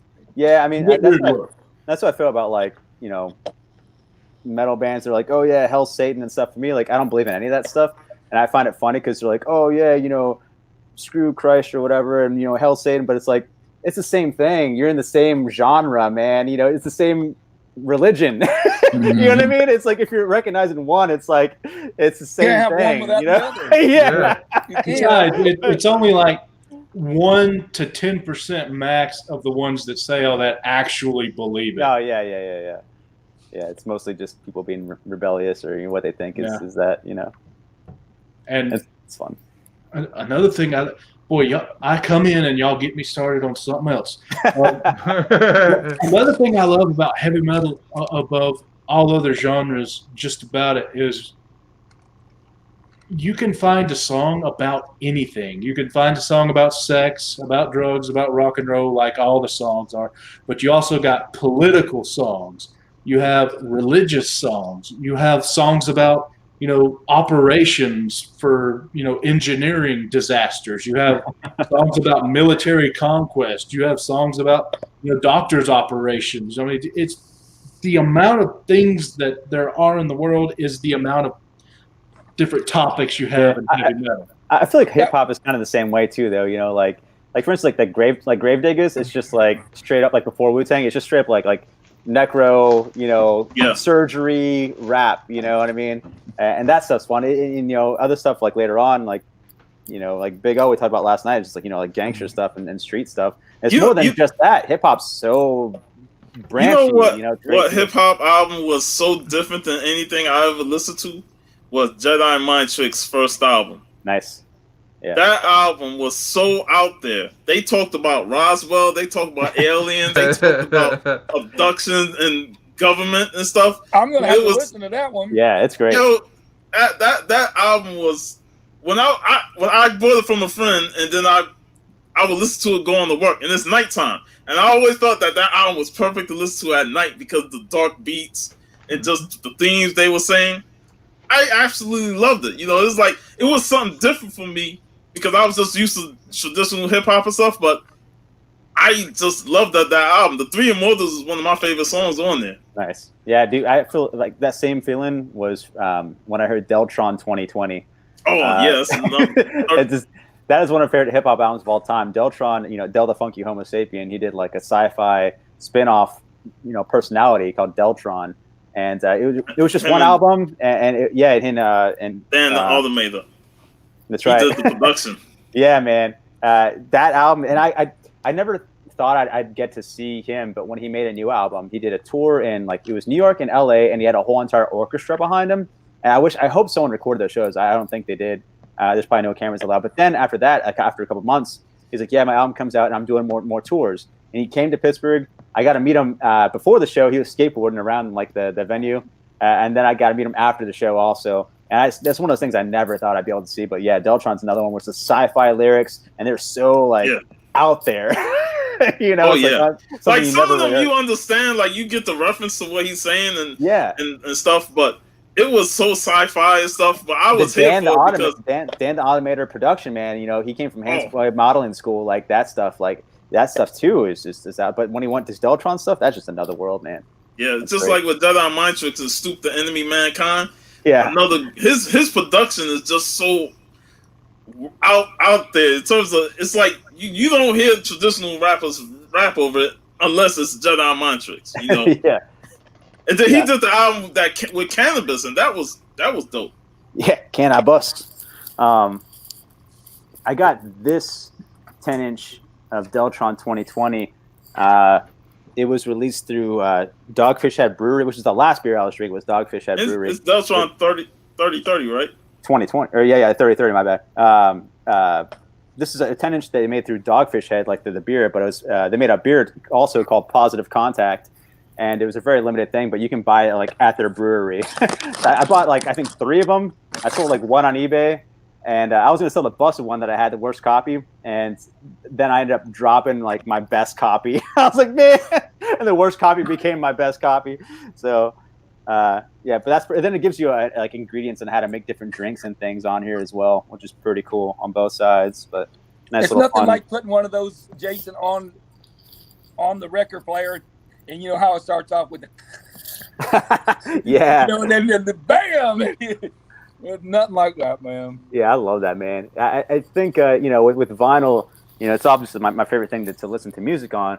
But you know, people always say like it sounds better, and like technically like CDs are like the pinnacle of like audio, you know, quality wise, and they kind of mimic that with Spotify and like, you know, high ends like, you know, digital like transfers. But the reason vinyl sounds so much better is like that surface noise kind of makes the Yeah, that atmosphere. surface noise. It would always come in with a crackling. Yeah, it just makes more expansive like atmosphere Yeah. sound. Yeah, you know? man, I used to love that, man. You used to have the little what is the little thing in the middle? You used to have to stick in the middle. Yeah, You didn't have that shit. yeah, the 45 adapter, You'd be trying to dude. invent Yeah, some stuff. the 45 adapter. I used to have No, like a the metal adapter. one that disappeared.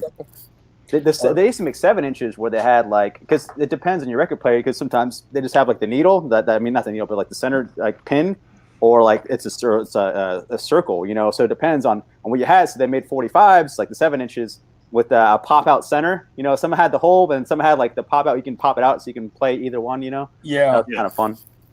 I don't know how many times I done pulled a cassette out, Sean, and my cassette stuck in my player and it's all hanging. I had to get me a pencil, and well, I had to have my shit fixed before I go. I still buy cassettes, dude. I still buy cassettes because like a lot of like black metal and stuff I buy is like not available on vinyl. It's just on cassette. Like my buddy gave me this one. It's like sealed in like this like wax paper. I just got this like yesterday or 2 days ago. It's sealed like some kind of wax, but there's like a tooth in there and like all kinds of I think it's like animal tooth. I'm not What sure. the Like hell? yeah, dude. But That's definitely black metal. but yeah, it's fun, man. I just like music, Your boy's like, man. I killed a wolf during taping this song, and there's one of his teeth. Yeah, I just love music, man. You know. Yeah, man. When we did the first episode of Old School Hip Hop, Big Remo was actually bringing out the what they use to produce beats. You know, like all the equipment, sample boards. Yeah, that's awesome. Yeah, the sample boards and stuff. He had like 3 of them. Wow. And he was bringing them out and stuff. And then he showed his cassette tapes. He still had the cassettes. I was like, man, you trying to get me to get my cassettes, man? Because I have a bunch of mixtapes. I used to just record off the radio all the time. Me too. I record them and mix them. And I make sure I wait till that fucking DJ stop talking to hit record. No, mine wasn't that way. I would just in case I missed it. So you just let it play the whole way. You got commercials and all that. I only did that for the DJs doing the mix shows, and they play the variety. Then I'll just let it record all the way. But you remember, Sean, they used to mix all the way together. So your friend would be like, man, I want to hear this song. And you're like, man, shit, let me see. There was no break. Forward. So you couldn't tell where the song was. You had to play or fast forward it to, it's after this. Like, look, man, it's too much good music on this mix that I'm not fast forwarding, man. Yeah. You just say, screw it, man. We're going to get to it in a minute. Yeah. Exactly. You know, I got tons of cassettes. Yeah, man, mine are all upstairs. Yeah, mine are mostly metal cassettes, but I used to do the same thing, man. I used to love making mixtapes when I was in high school and middle school. And then, you know, when you had the choice to buy a cassette or CD, you always went with the cassette because it was cheaper. Right. And like you guys were saying last night, like certain hip hop albums had the extra track on the cassette. You couldn't, you know, they had that respect for like, you can afford a cassette but not a CD. You know what I mean? So here's the extra track for you. Yeah. My first ever cassette, my first ever thing was 69 Boys. I remember. Nice. Yeah, you said that. Yeah. My first ever cassette was a 69 Boys cassette. Do you guys remember like the first time you heard a secret track on a CD? Like, you know, like you say you had it on in the background and you thought the album's over and the album plays for like 10 minutes or 5 minutes and the song comes on, you know, you're just like, oh shit, like a secret it's track. kind of like the movies when everyone's sitting there waiting to see post credits. Spoilers coming, yeah, right? man. Do you have the first album of Austrian Death Machine? Yeah, I do actually. Where that dude's like, we're gonna have a secret track. Everybody quiet. Dude, I have like both of those albums, or 2 of the albums. I think he had a 3rd one recently, but I think it was an EP and an album, maybe an album and then a double album. I have 2 of them, but like that dude that did Austrian Death Machine, he went to jail for trying to kill his wife. Really? Yeah, he hired a hitman as well but he got caught and he does vocals for As I Lay Dying. I think he got out recently because they did a tour recently, so I'm pretty sure he's out. If you're gonna hire a hitman, you need to be in a world famous band first. That way, you still. Hey, Jason, I'm starting to see the hitmen are a pretty lucrative business. Is that crazy? Jesus. Yeah, man. Was it Agent 42 at least or something? Yeah, that's crazy. He said Rammstein had a minus track where you had to play the CD backwards. You had to rewind and go before the first track. Yeah. It was the first track? But you had to press rewind to go before that to hear it. Yeah. No, normally it's at the very end. And you know, when you look at it, wasn't until I actually put CDs on the computer and you can see that last track, it's like 15 minutes. Yeah. There's some extra shit on here, man. Yeah, man. I loved that, dude. It blew my mind because it wasn't on the CD credits at the back, you know? And so you wouldn't know unless you had it playing or you loaded it to a computer and it tells you. Sometimes it wouldn't, though, you know? Unless you like fast forwarded through stuff. I thought it was so cool, man. Yeah, a lot of times you'd have that last song be, why is this song 12 minutes long? Yeah, it's all empty space and then the last minute. Yeah, and they make sure to put a nice long gap in the space in between. Right. Like they make you earn it. They make you do like sit through the credits of a movie. They make you wait. Yeah, it'd be like 2-3 minutes before the bonus song come on. I was like, yeah. I had like a CD player that wore out so much that like my rewind button wouldn't work. It would just go to like before track. You know what I mean? So if I was fast forwarding, I'd go past that part and the song would start. I'd be like, man, I had to like go back and then like fast forward again. They're like, oh man. And then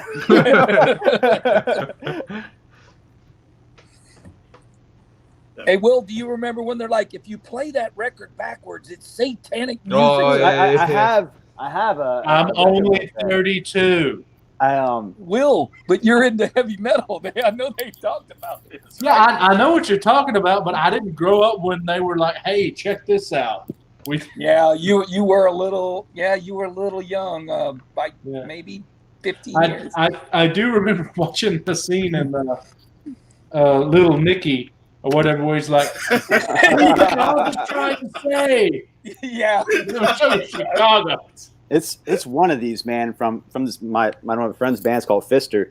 It's one of these two, but it has like reverse grooves on it. So like if you normally you put a record on, you put the needle on the outside and it plays in. You know what I mean? Like the arm goes in. It plays from outside to inside, like with records. This one has reverse grooves, so you have to start the album on the middle and it plays out. But you wouldn't know that on your first play. You just put it on the outside. And on the outside, it has a repeating loop. And so it just plays the same thing over and over if you play it on the outside of the edge of the album. So the outside of the edge, when you put it on, it just goes, Satan is real, Satan is real, Satan is real. And it just does that. I'm like, I thought it was like an intro to the song. You know what I mean? Like, okay, it might just like a minute. Your mom walking in on you and that's because like I'll put like a record on. I'll put a record on when I'm like making dinner or like, you know, like washing dishes or whatever. And so I like started washing dishes. And like it just goes, Satan is real, Satan is real. I'm like, okay, well, it's an intro song. You know, I might play that for like a minute or two, maybe whatever. And it's one stop. I'm like, man, I had to go check it out. I grabbed my hands and I was like, oh, is that a reverse groove? Let me see. And it was like a reverse groove. Oh, it's crazy. God. Dude, if you didn't know that, you would be like, damn, I paid this much for that thing. Like the reverse side, if you can kind of see, it's like a sigil, like engraved on there, like laser etched. Damn. But that's the B side. But yeah, I think it is this one. It's just like you got to play it from the center to outside. Yeah, but if you didn't know that, you buy it, you'd be pissed off. You're like, what the hell? I got this bullshit. That's that shit that's like mind control shit. This Satan is real constantly. Then next thing you know, you actually saying this shit. Oh man. Crazy, yeah, Nazarene's a classic band. Brangian. Candlemass. I always put those two kind of together, even though Nazarene's 70s. I only go so far in the darker metal. Like I like, for example, I got 2 albums by Dimmu Borgir because they're pretty good, but yet they have another one that's a bit more on the edge of maybe I shouldn't be listening to this. So I don't have that one.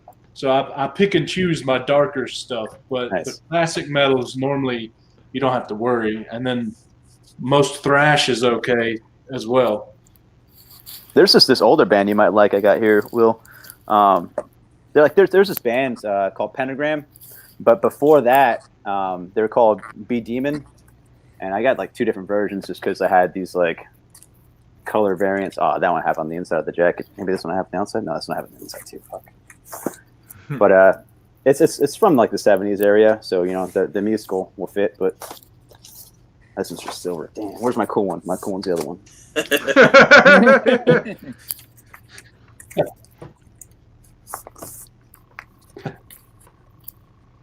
It's gotta have the cool one, guys. Yeah, I mean, they'll have like different like swirl patterns and things like that on them. You know what I mean? But yeah, it's like I think it was Relapse Records. Yeah, it is. It was like the 25-year anniversary, but it was like before Pentagram. And it sounds like it's like a shitty demo kind of sounding. You know, that's the quality they could find. It's the only thing they could find. But yeah, check it out, man. You might dig it. I think you'll dig it if you like that old metal sound. Yeah, I wouldn't know, Garangian. I think the 2 albums I have are from the late '90s to early 2000s. So I don't know if that was then or after or what. Yeah, they're pretty like mainstream now. They're pretty big. Like they have like singing choruses and things like that. You know what I mean? They're not just like screaming or brutal. They'll have like you'll use like major chords. You know what I mean? Like kind of happier themes. Yes, I have gotten Jason on the show, John, and we are talking music. Yeah, man. We're going down that hole. Jason is going into the library right now. Everything we need. Digging in my crates. Yeah, dude. John and I are gonna have we're gonna talk about Criminal Volume 2 on maybe Thursday, I think.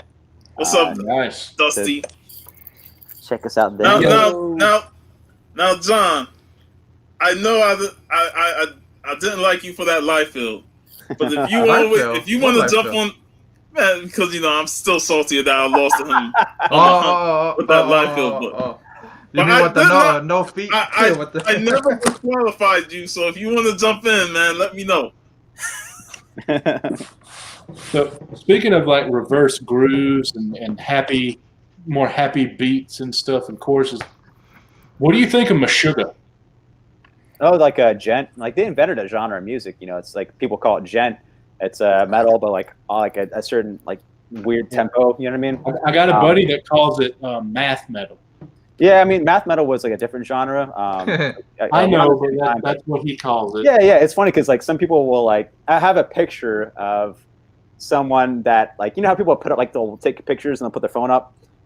This guy had his phone up and it had the calculator out, so you just see like the calculator over the crowd, which I thought was really funny.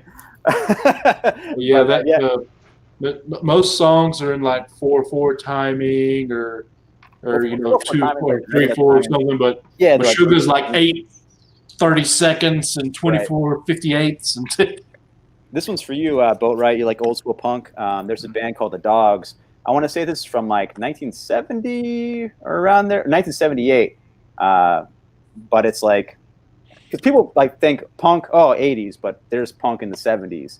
And this one, The Dogs, 7-inch, Slash Your Face. Slash Your Face is like an awesome punk song. And you can find it on YouTube. You can find this whole 7-inch EP on YouTube. That's classic. I think punk really took off by the late 70s, early 80s. It's funny because like punk music, it started in the 60s with garage rock. Garage rock is the first wave of punk, and then it didn't resurface until like late 70s and early 80s with the bands we know of like Black Flag and those ones, which people always think is the first wave of punk. But even if you like go to Wikipedia, look at like punk, it's just the first is garage rock from the 60s. And you recognize those same kind of beats. If you listen to old school stuff, like I have some older stuff in here from like 60s punk. Let's see, I'm trying to find a good example of that. Yeah, I'm not sure, I don't have it on me, but you'll find some of the same like punk beat but it's a guy like singing, kind of singing, screaming. And you're like, oh man, like this would be like a good hardcore song nowadays. They like redo it, you know? Pretty cool. I heard punk described one time as heavy metal with no musical technicality. I only know of punk when I watched Alvin and the Chipmunks, and they did that episode where they became the Chippunks. There's a video that surfaced on the internet, I want to say like 2 years ago. It was like Chipmunk song, but like slowed down to like 33 and a third, like a vinyl. You know, they slowed down slower, and they made it like creepy and like heavy. It was like heavy as hell, like it slowed down. It was pretty fun. Now I got a question. What's up? Death metal. Mm-hmm. How the hell them guys can hold on to their voices for so long with the way they sing? Scream. They scream. They basically yelling their lungs out, and I'm like, man, their throats got to be fucked up after a while doing that. Lemon tea, man. That's what it is. Yeah, technique, man. Technique. Yeah, there's certain screaming techniques you can do that cut that down. You know. Yeah. Well, the death growl isn't from your throat; it's like from the stomach. From in your stomach. Yeah. Yeah, the Stooges. You're right, Bo. Right. Yeah, Stooges paved the way for punk, man. Yeah, Iggy Pop. Great stuff. I guess their voice box is in their stomach then. Well, of course, some death metal isn't. I mean, you have the kind where they're like doing death growls and it's like, whoa. And then you have the other kind where it's not quite as intense, like oh crap, what's that name of the band? Oh, you guys do have to continue while I think here. What am I thinking of? Morbid Angel. Oh, nice. Yeah, classic, dude. Classic, plain Jane death metal, Morbid Angel. They do that with the voice, but it's not as intense, so you could see where he could keep it longer. Death metal. One thing about I heard listen to death metal, it's just so intense with what they go through that with their voices. Yeah, but no, it's because it comes from the stomach rather than the throat. That's how they can do it without ripping their vocal cords. Yeah, I mean, damn, you could probably. Kubo put Dying Fetus. Holy crap! Yeah, I saw Dying Fetus a lot of times. Like they came in around like the 80s, I think. But this one time, one of the earlier times, they came to Pittsburgh. Was a small like bar venue, and it's on the second story. But the way it's set up is like stage in the front, bar in the back. It's a small room. It's more like long wise, and to get to the bar, you have to like go down like a little set of stairs. I crowd surfed from the front of the stage all the way to the back of the bar. I'm pretty sure I'm the only person to do that in history of the venue. Is go from the front all the way to the back and then get a beer. Big Will, if you like I'm not a big fan of like gent stuff. I'm more into like progressive, I guess. There's this band that used to be on the label I work for called Oranzi Pazuzu, and I want to say I forget what country they're from. Maybe Renji would know, but they're more like progressive psychedelic. This is a new album that they put out on Nuclear Blast, but the reason I bring this up is because like the music video they did, like the single for it's like an homage to German Expressionism film, and it was so cool. It's just like it looks like an old like German Expressionist movie from like the 1950s or like 20s, you know, like it's around the older times, like black and white. So cool. But yeah, it's a progressive psychedelic like death album. Finland, very well could be. Yeah. This is an interesting episode, man. Yeah, man. 'Cause I have known nothing about no death metal or none of that. I'm just soaking it in, man. Just learning. Yeah, me too. Yeah. Well, what else do you guys listen to? What do you guys listen to? I'm all over the place. Outside of R&B and hip hop, I love me some jazz. Yeah. And you know, I can go back to Miles Davis and Boney James. We talked a little bit about Boney James yesterday. Donald Byrd. Nice. Yeah, the Bird's awesome. My favorite jazz musician or crew, I should say, is Sun Ra and the orchestra. Yeah. Sun Ra, just avant-garde jazz, very unpredictable. They do have some songs that are actually, formula as opposed to like freestyle. But just the persona of Sun Ra is so interesting to me. And he did like lectures and stuff that I have recorded. I have like some that I'll listen to every now and then of his like speeches, I think at Harvard. But he just the time Sun Ra was alive, it was a lot of time like, racism and stuff like that. And he wanted him to be referred to as like an alien. He dressed in old Egyptian robes. He had like, the pharaoh's like headpiece and stuff like that. And he wanted to say he's an alien. And people treat him with more respect as an alien than a black person. You know what I mean? Like, and so like, it's crazy like that. And so going through playing venues and stuff like that, like people actually respected him and treated him well, as opposed to being a regular musician. He'd be like waiting in a back room or something like that. You know what I mean? Like, and so he talked about this in his Harvard speeches or Stanford, I forget where, but then just the music theory, it was so different for the time too. Avant-garde, it's all over the place. It's not just your regular bop, Miller kind of stuff, So if I was like a millionaire, I'd try to track down all the Sun Ra albums. There's like 60 or over 100 of them, and they're all like, some of them don't have labels or art. It's more hard to find. I'm like, John, how can your music taste be notoriously bad? Music is life, man. Yeah, Sam Cooke's music awesome, is man. life. Yeah, Sam Cooke's amazing. Yeah, 50s and 60s. We're talking about 50s and 60s and 70s is like the best stuff. Yeah, your taste isn't bad. It's just really narrow. Yeah, pretty much. Yeah, because I can listen to stuff from the 60s. Oh like, yeah, you can find stuff like that. You can find stuff like that, like nowadays too, like Daptone Records. Yeah. They had bands like Sharon Jones and the Dap Kings, like rest in peace Sharon Jones. Also Charles Bradley, rest in peace Charles Bradley. He started like as like a James Brown impersonator, and then later on, they like people saw him, like, damn, this guy's good, and he like showed up and like to their like record label, and he's like, yeah, like come record some songs, and rest is history. But like, yeah, like trying to think who else is there. The Budos Band. Budos Band is awesome. They're coming out with a new album, Budos. They have 4 albums. I think their 5th one's coming out. They're incredible. It's all instrumental stuff. Who's that chick that did the "I'm All About That Bass"? I forget her name, but her whole album was like an ode to '60s music. It was actually really good. Kind of like Amy Winehouse kind of style. No, it was like the pop '60s version, kind of, or 1950s. Fergie, I think. Nope, it's not Fergie. No, it's "I'm All About That Bass."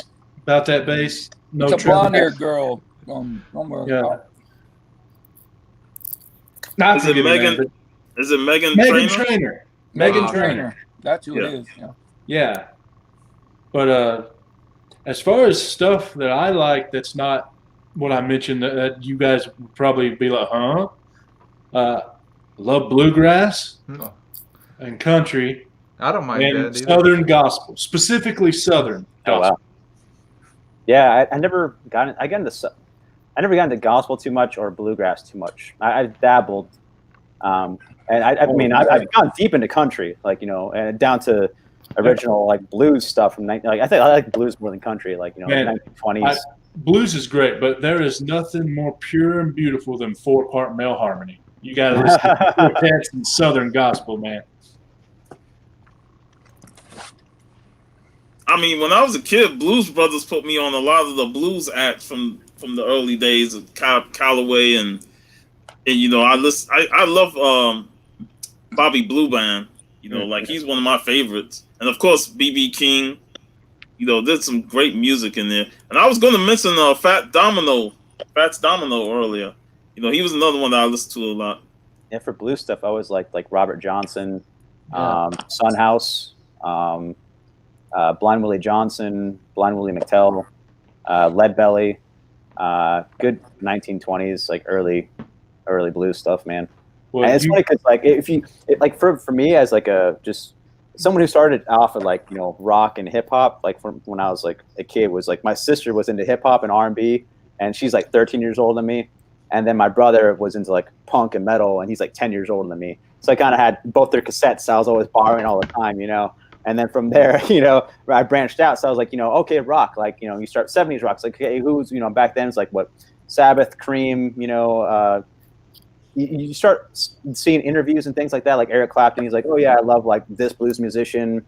And then you go and find that blues musician. They're like, okay, well, like Robert Johnson. It's like, okay, well, what about Robert Johnson like? He's like, oh, he liked like Blind Willie McTell, or like Leadbelly and stuff. It's like, okay, well, let me go find like that stuff. You kind of find like their history and and you find like with Eric Clapton and Cream specifically, like, or even the dude from Led Zeppelin, Jimmy Page, like. A lot of their stuff is like stolen riffs, like they borrowed from like their blues musician guys that they have the songs they liked, you know what I mean? But people didn't know it back then, Yeah, but those now we know. session guys were good, man. Yeah, but now we have. Hey, what's going on, man? Yeah, let's go, man. Blues music is the base behind all popular music. Yeah, right. And if you're wondering why some of the music today may not sound as good, it's because they've taken out the blues. Yep. Like you listen to, I'm going to say her name, but I don't actually listen to her, so I could be wrong. But you listen to like Cardi B types and all those blues. But Beyonce, she still got the blues in there somewhere. So her stuff coming out today would still sound good. And a lot of the great rock and roll, you can hear them play blues, like Cream, great blues. The Animals had some great blues. And let's see. Who else? Crap, what's their name? They did Kick Out the Jams. MC5. MC5, great blues. Jimi Hendrix, Red House, man, that's a great blues song that he did. And then, of course, you got Stevie Ray Vaughan. That's the modern blues master. And then, of course, back to the guys that you mentioned before. Yeah, man. I mean, that's like some of the heavy metal, like metal stuff I listen to now. It's called like this genre called doom, and it's mostly like blues riffs, but like with a metal distortion on it and slowed down. Yeah. So it's like slow Black Sabbath. Like Black Sabbath invented like doom pretty much, or even like the Beatles, She's So Heavy. Like the last song they recorded in the studio together, She's So Heavy. It's like Tough, is that the guy 90 was talking about doom or something? It could be. I don't know. Behind the doom, some kind of mask, and he sings. Oh no! You talking about MF Doom? That's what 90 talking. Yeah, MF Doom's awesome. Yeah, dude with a mask. Yeah, that's the one 90 like. Nice. Yeah. Hey, he came on our show when we were backstage Monday playing that. I'm like, what the hell is that? He said, that's MF Doom, man. I was like. I like the Danger Mouse album he did with the Adult Swim with like Meatwad, like Aqua Teen Hunger Force and stuff. There's samples in there. Well, that's fun. Matt Villainy is my joint, man. Yeah, It's just amazing, man. I like food too. That's good too. Yeah, MF Doom is the man. It's funny how he really takes the persona of Dr. Doom. With a lot of the references from the Fantastic Four cartoons, and the fact that he had different people portray MF Doom on stage and it ain't him. It's just like the Doom bots. Dr. Doom be fooling everybody with Doom bot thinking it's Dr. Doom, it's a Doom bot. Did you ever get into Cannibal Ox? I think he's from New York. It's like Vast Air and Vast Air and Cannibal Ox and all them guys. Yeah, they all have like kind of like they always talk about comics in their raps too. One of their members is Thanos. They're all about like comics, man. I love that stuff. That's great. Yeah, I like when they throw those comic references and actually take some names and name themselves that. It's awesome. Man, so Daryl, man. Oh, I just want to say, Daryl, welcome to the show. Thank you, guys. You jumped in here while we was deep in conversation on music. So I got dropped into the blues. I'm like, I don't know what I'm talking about. How's it going, bro? Oh, all is well. Down here in Virginia, they had what they call the 100-mile flea market. Or yard sale, 100-mile yard sale. It was like down Route 29, like everywhere, there's people having yard sales. So I hit a ton of them today and got absolutely nothing. No, man. There's tons of clothes for sale. Well, hey, I did the same thing this morning. I got a buddy of mine. We went to our county flea market in Limestone County here in Alabama. And we get there, no one's there. I'm like, oh, is it closed because of COVID? I mean, Alabama's pretty much open. Where you at? But no, apparently they said, we've been losing money this year, so we decided to close. So it's like forever closed. Wow. No one's there. So I made the trip out of my own county for nothing and had to drive back. Then I went to the store where you saw what I got earlier. So it wasn't a total loss for the day. But yeah, I tried to do the flea market thing too, man. It didn't work out for me. Yeah, well, there's no more flea markets out here either, so.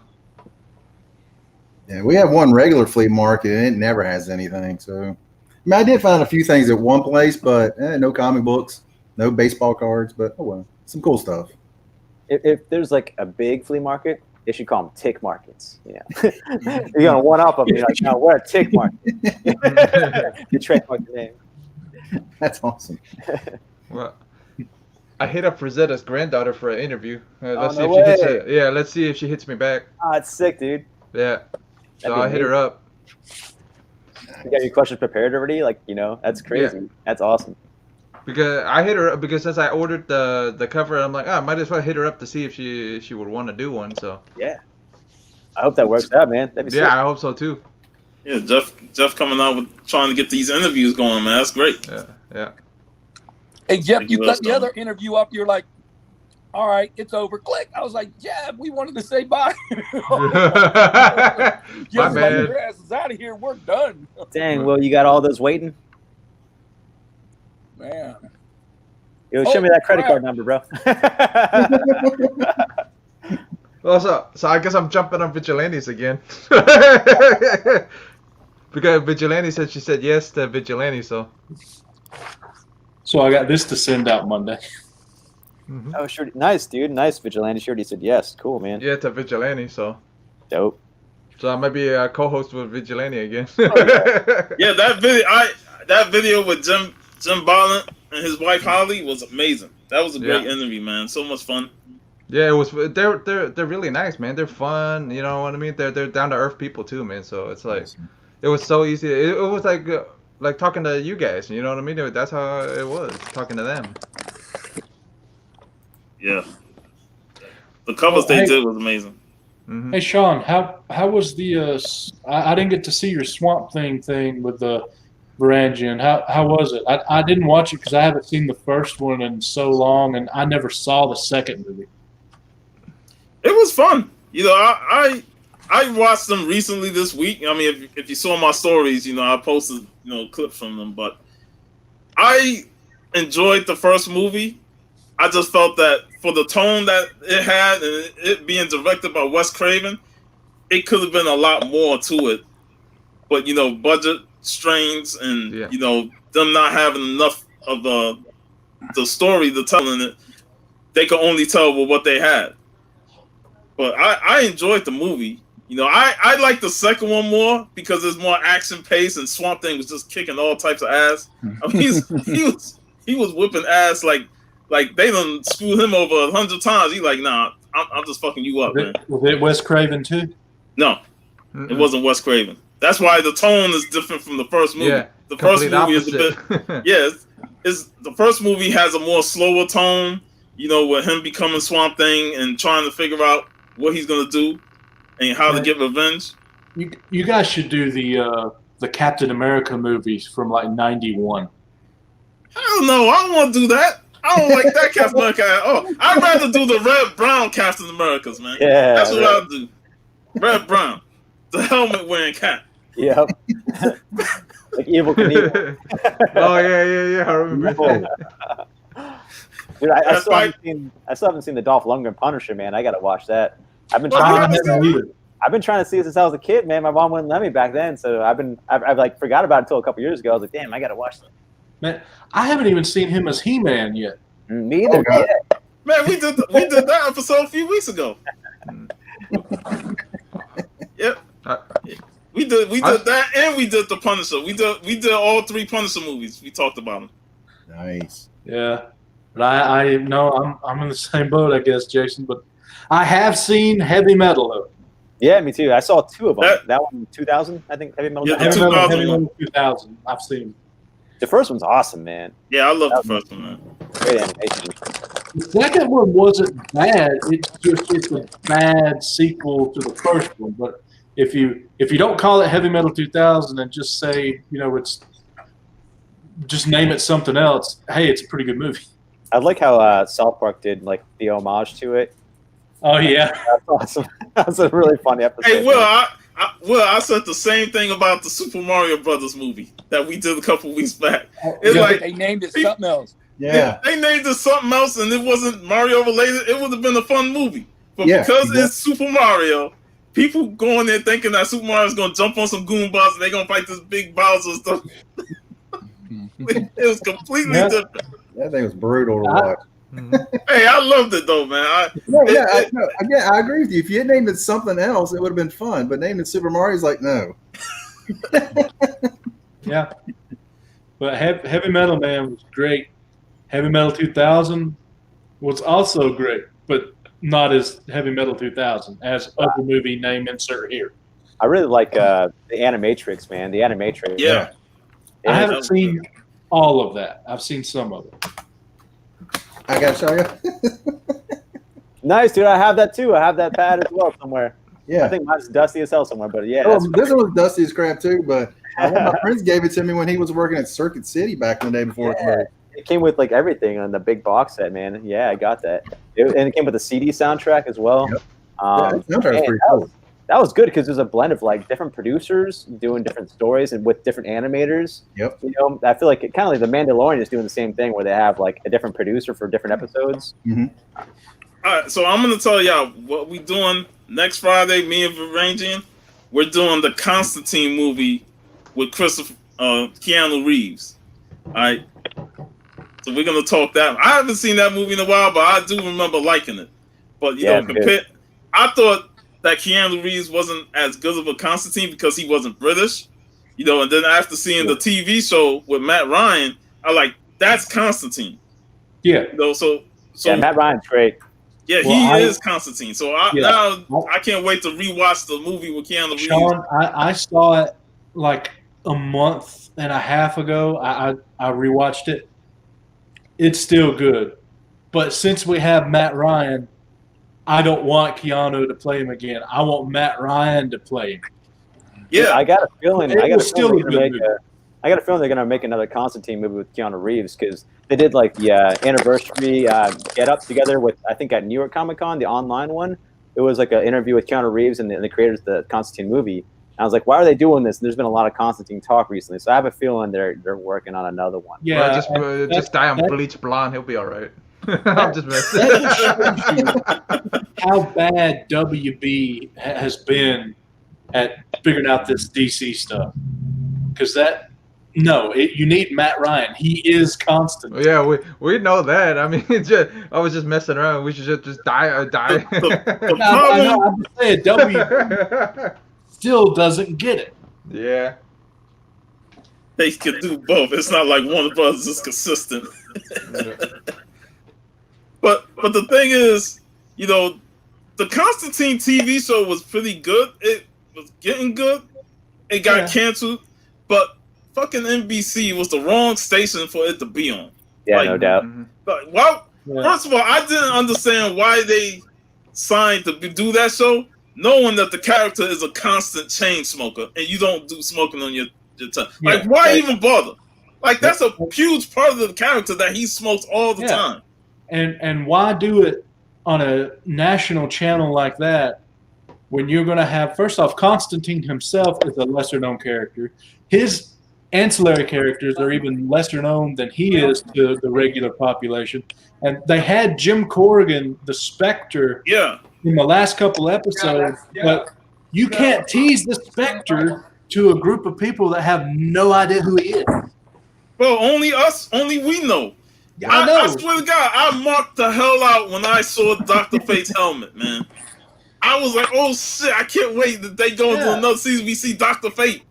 That's awesome. I only got halfway through season 1, but I know that he appears in the Legends of Tomorrow show as well. Yeah. He's all in the last season. I got like three seasons into that, so I got to catch up to the past. You got to finish it, man, because Sean's right. You see Dr. Fate, you see the Spectre.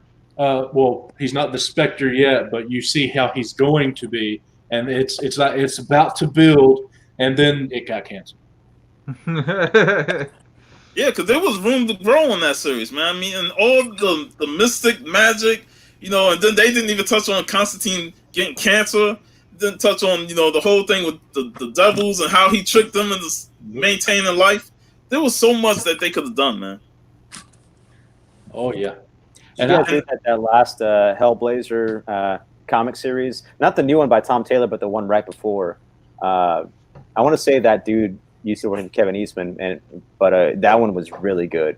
It was like the voice of I feel like I think the dude was English too, the writer, but I feel like that's how Constantine should be written, and it kind of sucks that it got canceled and Tom Taylor took a new one. Yeah. Whatever. That's the fine. Tom Taylor one was okay. Yeah. That's what I heard. It was okay. It wasn't great. Dude, read the last one, man. That was really good, man. It had I feel like Constantine got canceled when they moved him to the DC universe.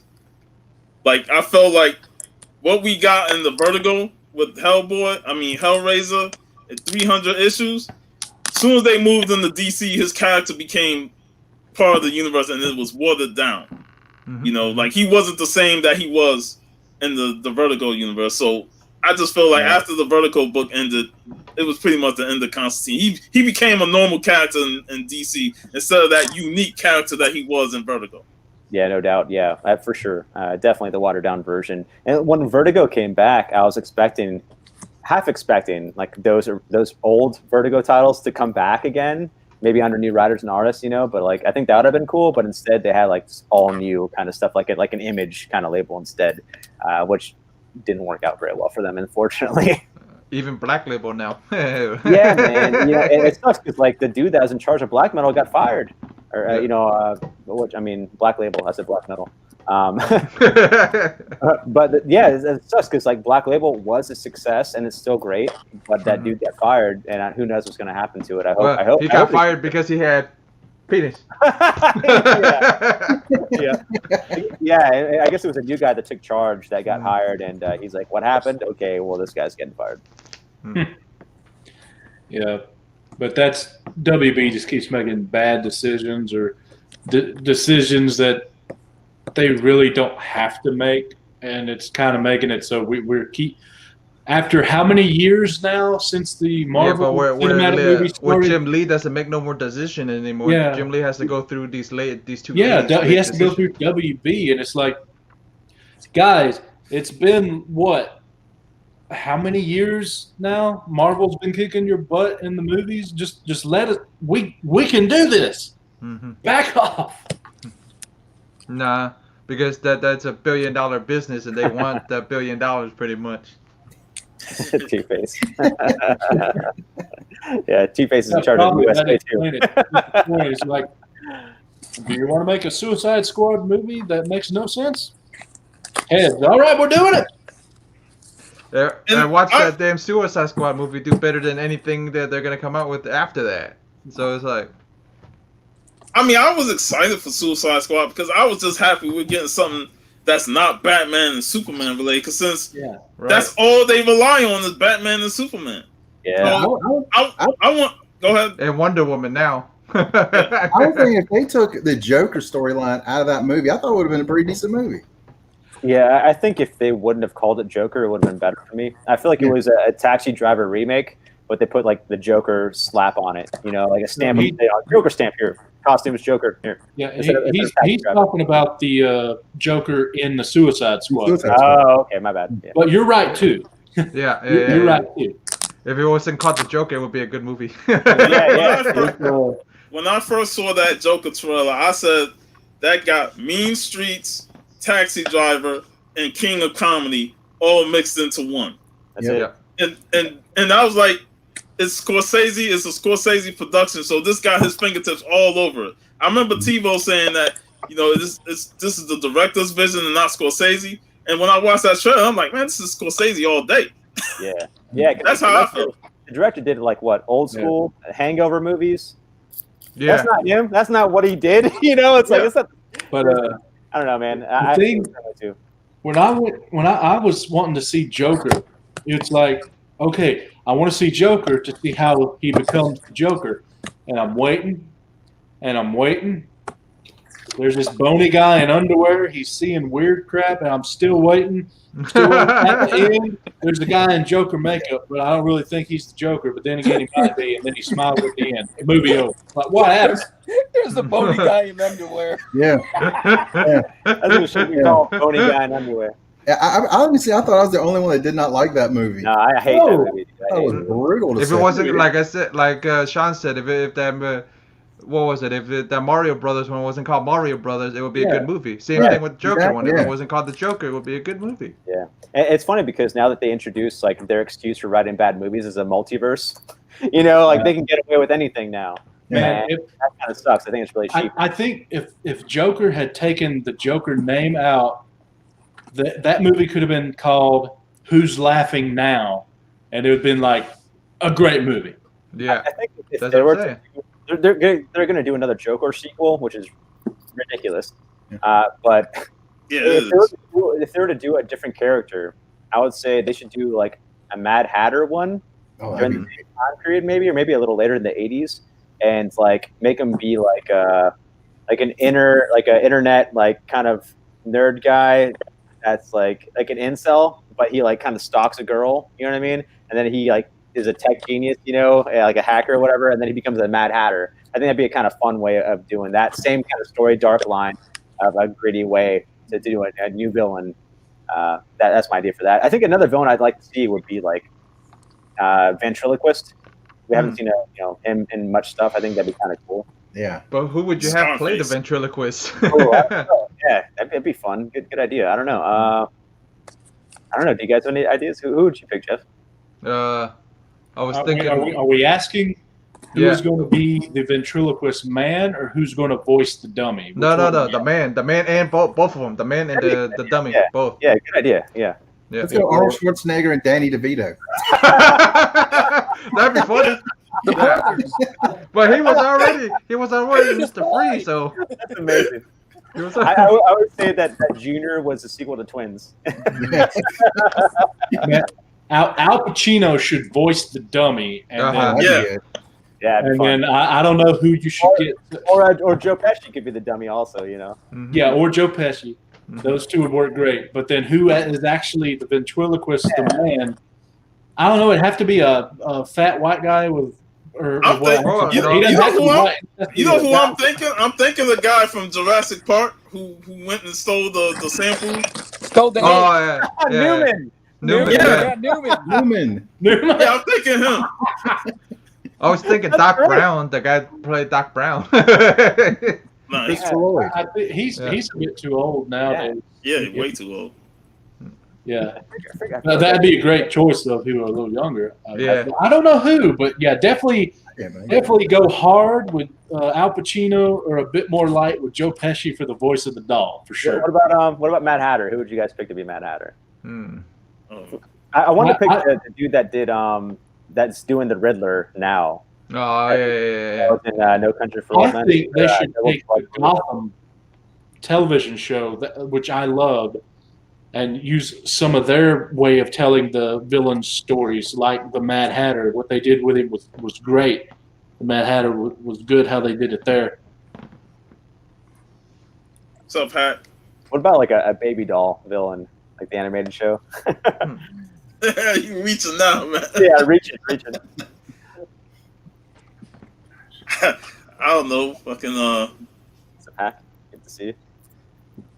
What about that guy from It's Always Sunny in Philadelphia? I can't think of the guy's name. Charlie Day or Danny DeVito? Yeah, Charlie Day. I think he'd be great as the Mad Hatter. Yeah, yeah. That's great. Good cast. Yeah, I can see that. He always makes me laugh on that show. I think it's absolutely insanely funny. Yeah, me too, man. Good cast. I like the my favorite episode of that is the male post office one where he has like the conspiracy theory on the wall. Oh yeah. Or you could do. I like your suggestion. But another possible, it would be crap. I had his name. Johnny Depp. Of all the different roles, that would be one right up his alley. He's already did that. Charlie the Chocolate Factory. Yeah, he's Wonka then, not the Mad Hatter. Yeah, man. Yeah, the real villain of Willy Wonka was the grandpa or whatever. Yeah. Big grandpa. Oh, you got a gold ticket. Jumps out of bed. It's no longer sitting. Yeah. Dancing. This man said Jesse Ventura, man. I was like, what?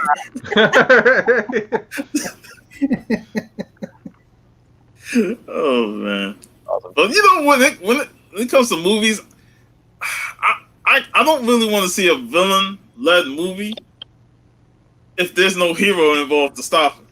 You know, like you could have the hero play in the background or something like that, like be a background character, and then he still show up to defeat the villain. If you're gonna do it like that, like I like the Batman's small role in Suicide Squad to the point where if they had extended it a little bit and then had Batman be the one that defeat him at the end, just like they did in that Assault on Arkham, the animated movie, I would have been fine with that if that was the Suicide Squad movie. But you know, Assault on Arkham was great. Yeah, it was perfect. That was the best uses of Batman, and yet focusing on the Suicide Squad. Yeah. Like I said, their animated stuff is better than their live action Oh, stuff. yeah. I don't see it. I think it's crazy they're going to do Flashpoint, you know, with the new Flash movie. One, I think it's really crazy that they're going to use Ezra Miller still, even though he put the smackdown on that one girl. Oh yeah, well that lady. Yeah, like everyone's like is like gonna forget about that, like especially like Warner Brothers. Like what? All right, What happened? I guess he choked out like some girl, like Yeah. country on a film or something. He was filming something. There's video of it. No, they were filming him, and then he didn't want to be filmed. He was drunk as shit. That's what he was. That's what he said. And he choked her out. Oh, Dude, and I guess nothing never came of that. So I'm assuming they just like paid her under the table to go away. Probably Warner Brothers. Probably hey here. I didn't like him as Barry Allen. If he was, Nobody did. if Man, he was I didn't any even like him. Flash, Dude, it the would way be he him. ran with the Flash, he was like, he looked like a puppet walking. Like this is how he runs. Like in the going through the Speed Force. Yeah, man, he would be Impulse if he was any of the Flash family. Yeah. Yeah. He is not Barry Allen. He is not Wally. What? Yeah, Let's hope the multiverse or whatever Flashpoint says he is. How do you guys feel about that? Because like apparently the new Flash movie, we're going to see Christian Bale, we're going to see Michael Keaton, and I guess they're going to introduce the multiverse through that. And so I feel like I'm excited for Michael Keaton. me too. It's their cop Batman out to explain everything. It's their cop out movie to explain everything. Yeah, dude. And they're like, oh yeah, you know, I guess the reason that Robert Pattinson signed on to do these Batman movies is because he said he just wants to do a trilogy and not be connected to anything. And they're like, okay, well, fine, we can do that. It's the same thing with Christian Bale. The Christian Bale movies are their own thing. And that's what stifled DC from wanting to do the universe, because they had to wait for Christian Bale's movies to finish. Right. You know, and that's why they failed so miserably with the Green Lantern movie. That was supposed to be the kickoff for the DC universe, and that movie failed. So they like had to redo everything with Man of Steel. But you know, they're giving Batman another trilogy where the director has full autonomy to do what he wants and not have interference from the universe. So it's like you back to square one again. Yep. Yeah, really. But we did get 3 great Batman movies out of it, though. I do like. I like the one, first two. Yeah, one the first one. Too. The second one's great. Second one's great too. Dark Knight is the best movie out of the 3. Yeah, I agree. You know, Yeah, The they're all one, good. The third one, Dark Knight Returns, was filmed in Pittsburgh, or some parts of it. And I remember going to work, and we'd see like a semi truck with like where they carry the cars, but it was full of Batmobiles. And we're like, oh man, dude, it was awesome. And then in the movie, when the Batmobile's flying through like Gotham, it's like parts of Pittsburgh, but like it's a block or two of like Pittsburgh, and then you like see the same block over and over again. It's really funny. So those of us in the city that watched it were like, it's the same block that's good. You would see on the screen like over and over again, and we're laughing as we're watching it. That's awesome. Yeah. They filmed one of the Punishers here. Oh no way! Yeah. On the bridge by the convention center, man. Yeah, Right, so that bridge. On that bridge. Thomas Jane one. Yeah, Thomas Jane yeah. one. Yeah, they filmed that here. One of my buddies worked on the whole production. He does all movies that are in Florida, so he was like, Yeah, Swamp Thing was so a couple of I think Swamp Thing 1, a couple of them were filmed out here, like a couple of scenes were filmed out here too. I was guaranteed to be an extra in Dark Knight Returns, and during that time period, I lost my job and my phone died. My phone got cut off. So I didn't. Yeah, so I didn't have contact with people. Oh hell no, man! Mom and Dad would have paid for mine, man. I don't give a damn. My phone. I don't got that, bro. How am I going to get another job, Mom, if I can't get my interview call? That's awesome. That'd been cool. That'd That'd been cool. Oh hell no, man. Yeah, Cena, dude. I wanted John Cena to be. I really wanted Cena to be in Marvel Nuke. I think he would have been a good Nuke. Oh yeah. I got his face, dude. Dude, John Cena as Nuke would have been amazing. Yeah, but he's playing the Captain America type character in Suicide Squad. Yeah, Peacemaker. So it's like, if he's Peacemaker, the next best flag would be Henry Rollins. Nice, dude. Oh, Yeah. Good idea. Good call. But anything John Cena in is not going to be appealing to me because I can't see him. Like a million, right? I don't know how I feel about that. Yeah, you need to be able to hit that button, Sean. That goes. I can't see him, man. When one of you guys did the John Cena song, that dun, dun, dun, dun, dude, that's a Jake One production from dude, and it samples some of MOP with it. Yeah, man, dude, you hear that Jake One album, White Van Music? Yep, dude, that's so good, man. Yeah, man. We used to bump like the instrumental version all the time. Like I used to work at a record store, and we used to play that all the time. But like the album itself is really good. Yeah, MOP's on there.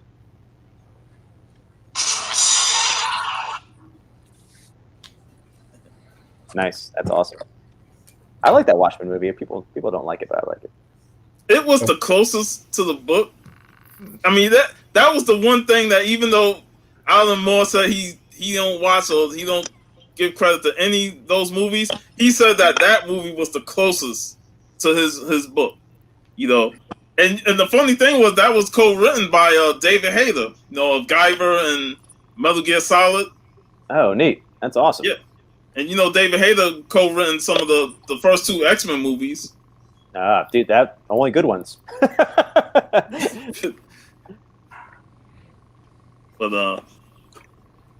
yeah. The only movie we had filmed around here, about a mile from my house, they filmed What About Bob?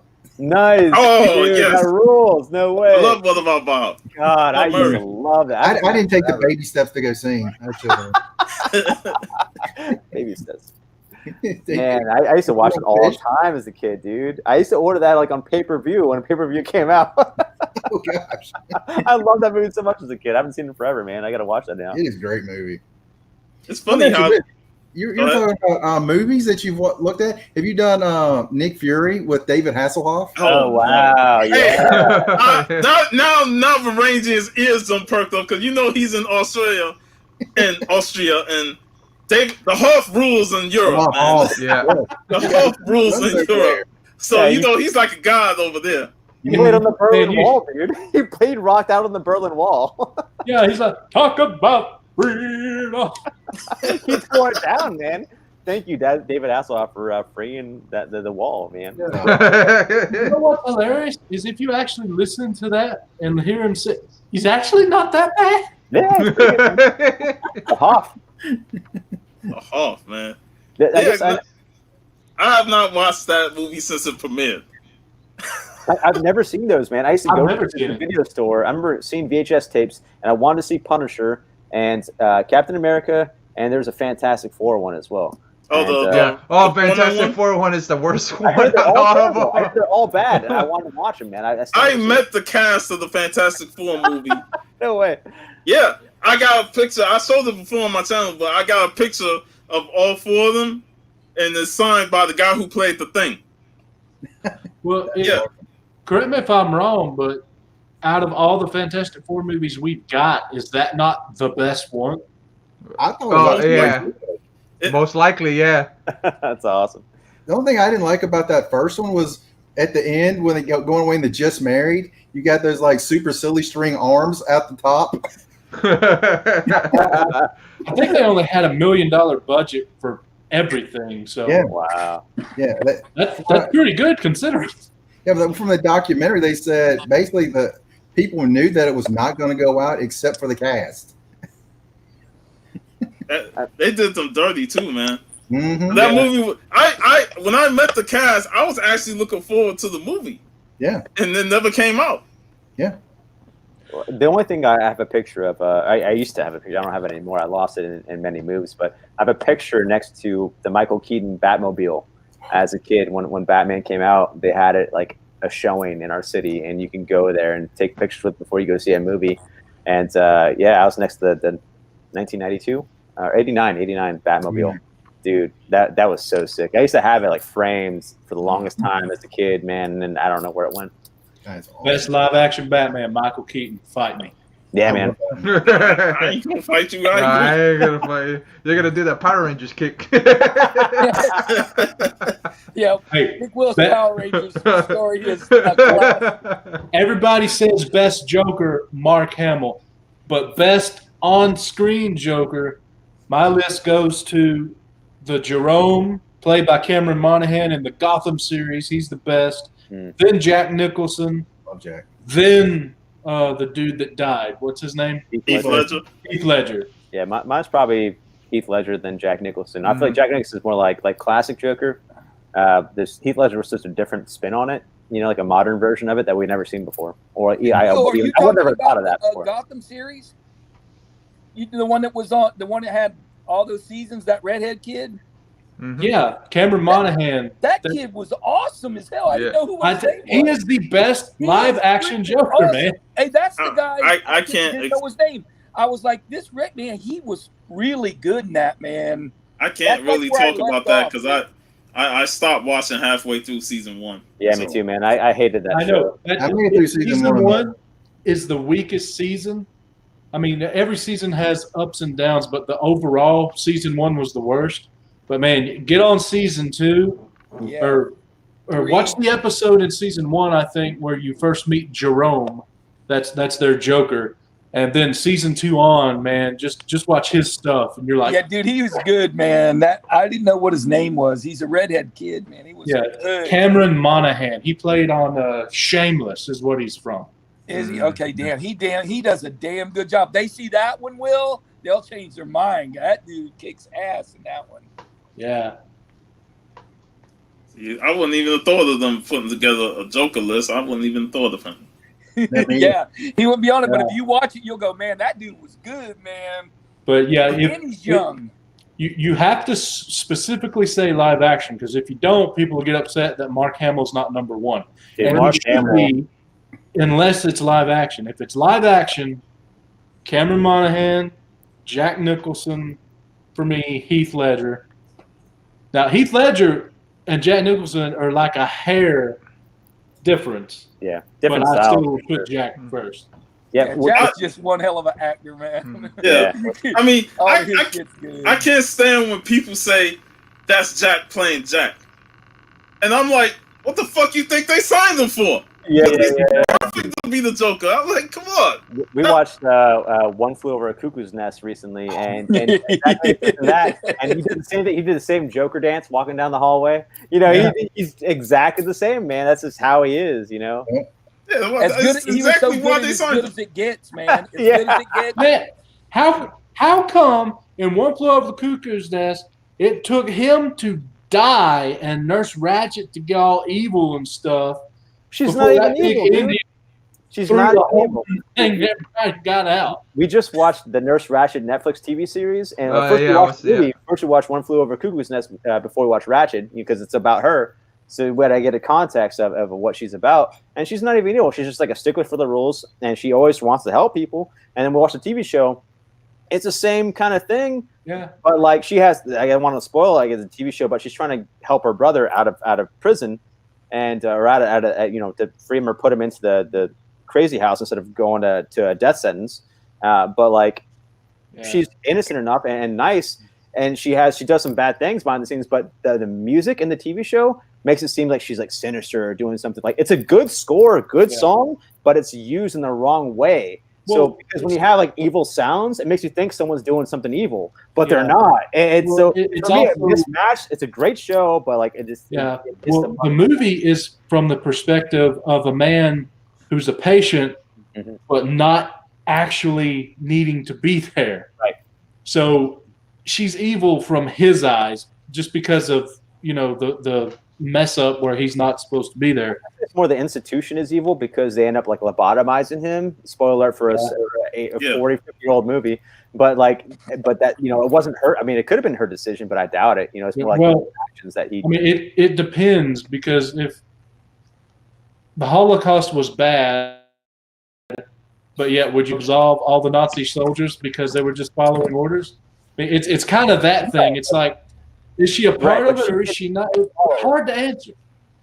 Yeah, but I mean, she didn't like force those rules. I mean, she made the rules for how to act. You know what I mean? But like, she wasn't like a Nazi about it. She didn't like torture people or kill people. So if she didn't follow her rules, you know what I mean? So. Yeah. It's crazy though. But overall, that was the Joker. Yeah. But bring it back to Mark Hamill. He was the greatest Joker for me in anything, animated series. But in the Flash TV series, he played the Trickster.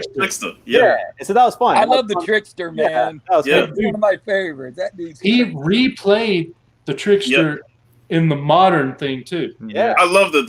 I loved it when he played the Trickster again. If you notice, when they went to the other Flash, the Jay Garrick's homeworld, the Trickster there is basically what Mark Hamill would be if he played the Joker in like live action. That's what it would look like. If you ever want to know what Mark Hamill as the Joker looks like, watch that episode. What a perfect role for him too, man. That's great. Where's Cesar Romero in all this, by the way? Oh, I don't know, man, but man. Well, he didn't want to drop his mustache. Look from hell, man. I like the Cesar Romero's Joker. He just played it so well for that era. Campy Batman. Yeah, there was no CGI to remove the mustache though. Overtopped the little mustache. They painted it. When they were telling him about the part, I love how he's like, yeah, okay, I'll do that. Yeah, I'll do that. But I'm not shaving my mustache. But you got to shave. He's like, I ain't doing that. That's my thing, man. No. Hey, Daryl, I watched the very first Batman not too long ago when they went to the club and Batman says, "You're too young, Robin, to go in the club. You got to stay out here." I almost died, man. I'm like, man, you can kill people and shoot people and do it, but you cannot go. You can't go to the club. Can't go to the club. Things happen in the club a young boy shouldn't see. You can't go to the club. And then he puts on the music and he run. The Batman. Batusi? That arm. Yeah, Oh my god! I cried laughing. Like I said, outside of the mustache, I like this Cesar's portrayal of the Joker. I think that he did it fine for that era, And I like my list would be Jack because that's just the Joker I prefer. Then Heath Ledger because he played a completely different Joker that's sinister, and he only laughed once in that movie. Once, and that's kind of un-Joker-like, but at the same time, it was a different take on Joker, so it was like a build-up for that one moment of him laughing. So I used to watch reruns of that Batman Adam West show all the time as a kid. Oh my god, man! I remember that. You say campy, but it's hilarious. Yeah, I used to love watching reruns of Batman in living color and Martin. Oh yeah, I watched all of those. I think the order of it as it aired, it's because on those they were on one channel. I mean, Batman was a different channel, but like it was I think a Living Single, Martin, and then in living color. What was the guy's name that would come in the window at Martin's all the time? I forgot about that. Yeah. Bro man, yeah. Say, damn, bro man. He up here sitting there. He in there making sandwiches. He be making a sandwich. That was funny. Hey, that one scene where Martin's head swole up like a troll because he told Tommy Hitman, he called him Tommy Get Hitman. He lit him up. Shenanigans used to crack me up, man. Martin cracked me up, man. He's funny as hell. That's great. Oh my gosh. Man, guys, dude, I used to love those old Batman reruns, dude. The Batman reruns. I mean, that was my first impression. First thing I saw as a kid was Batman. That's what I found about Batman was that TV show. The Batman television show was it's better as an adult. You notice all the things labeled bat something, and you hear, Oh yeah. I need the bat shark repellent, Robin. Oh, okay. Hey man, and that dance he did, man, with the Batootsie. The bad Tootsie. Tootsie. It's a classic. Hilarious. He goes, I love that "It's one where- normal. It was an orange juice." The one that kills me is when Robin is tied up and falling off the roof, and Batman said, "Robin, catch with your teeth." He throws the bat away. And he catches with his teeth. Wow. Yeah, man. My favorite like TV show of anything of someone like falling down or hanging on a wire was the Family Matters episode of Steve Urkel going to a party on a rooftop, and he like drinks punch that someone spiked, and so he didn't know. You have a drunk Steve Urkel, and it was a don't drink alcohol episode of Family Matters because it's owned by Disney by then. And so he's like dancing on the rooftop. He's like, "Do the Urkel," and then he like falls off the edge of the building, and then he's like hanging on a wire. Oh man, I don't know if I've seen that one. I've seen most of it. I love the later seasons of Family Matter where you had like Bruce Urkel, where he's like Bruce Lee Urkel. Oh, Yeah. Mhm. I forgot about that. Yeah, He it's would kind of do like racist now. that. Jeez, that's kind of messed up. Yeah, Yeah. that's funny. Then he threw Carl, him and Carl became Bruce Lee's. Oh yeah. Right, it did, dude. I've been meaning to watch this because I got Hulu, and so they have all episodes of Family Matters, like Step Full by House, step. I Full went House. through like all those. Oh so I was man, trying to TG, y'all talk about TGIF, man. I like, I was trying to find the episodes where like they all like go to Disney World because when they got bought out by Disney, Yep. TV show how to go to Disney World. So there's Family Matter. There's like 3 episodes I think of Family Matters in Disney World. Same thing with Full House. And Step by two Step. episodes of Step by Step, I think. Yeah, and there's one of them that didn't get a go to Disney World. I think it was Hanging with Mr. Cooper. Yeah. I forgot which one, but I was like, was man, it Cooper or Boy Meets World? Because I'm thinking those Disney episodes. No, Boy Meets World did go. So it was Cooper. Cooper didn't Yeah, get to go because Boy Meets World did go. Yeah, I'm there's trying like to think one about show those that Disney didn't get a episodes. go. I was like, damn, how you gonna do them like that? They didn't get to go to Disney World, but you take all the others. Hey man, I'm still salty over Wonder Years, the last show. I'm still mad about that shit. I don't remember the last show of that one. Man, they killed the dad, and Wow. he didn't end up with his girl. Man, I was like, this sucks. This is the worst. I'll never watch it again. I turned it off. I was mad. Last I had a episode, couple of Winnie Cooper. another Yeah, I bad loved Winnie Cooper, man. I was like, my boy has to get the girl at the end.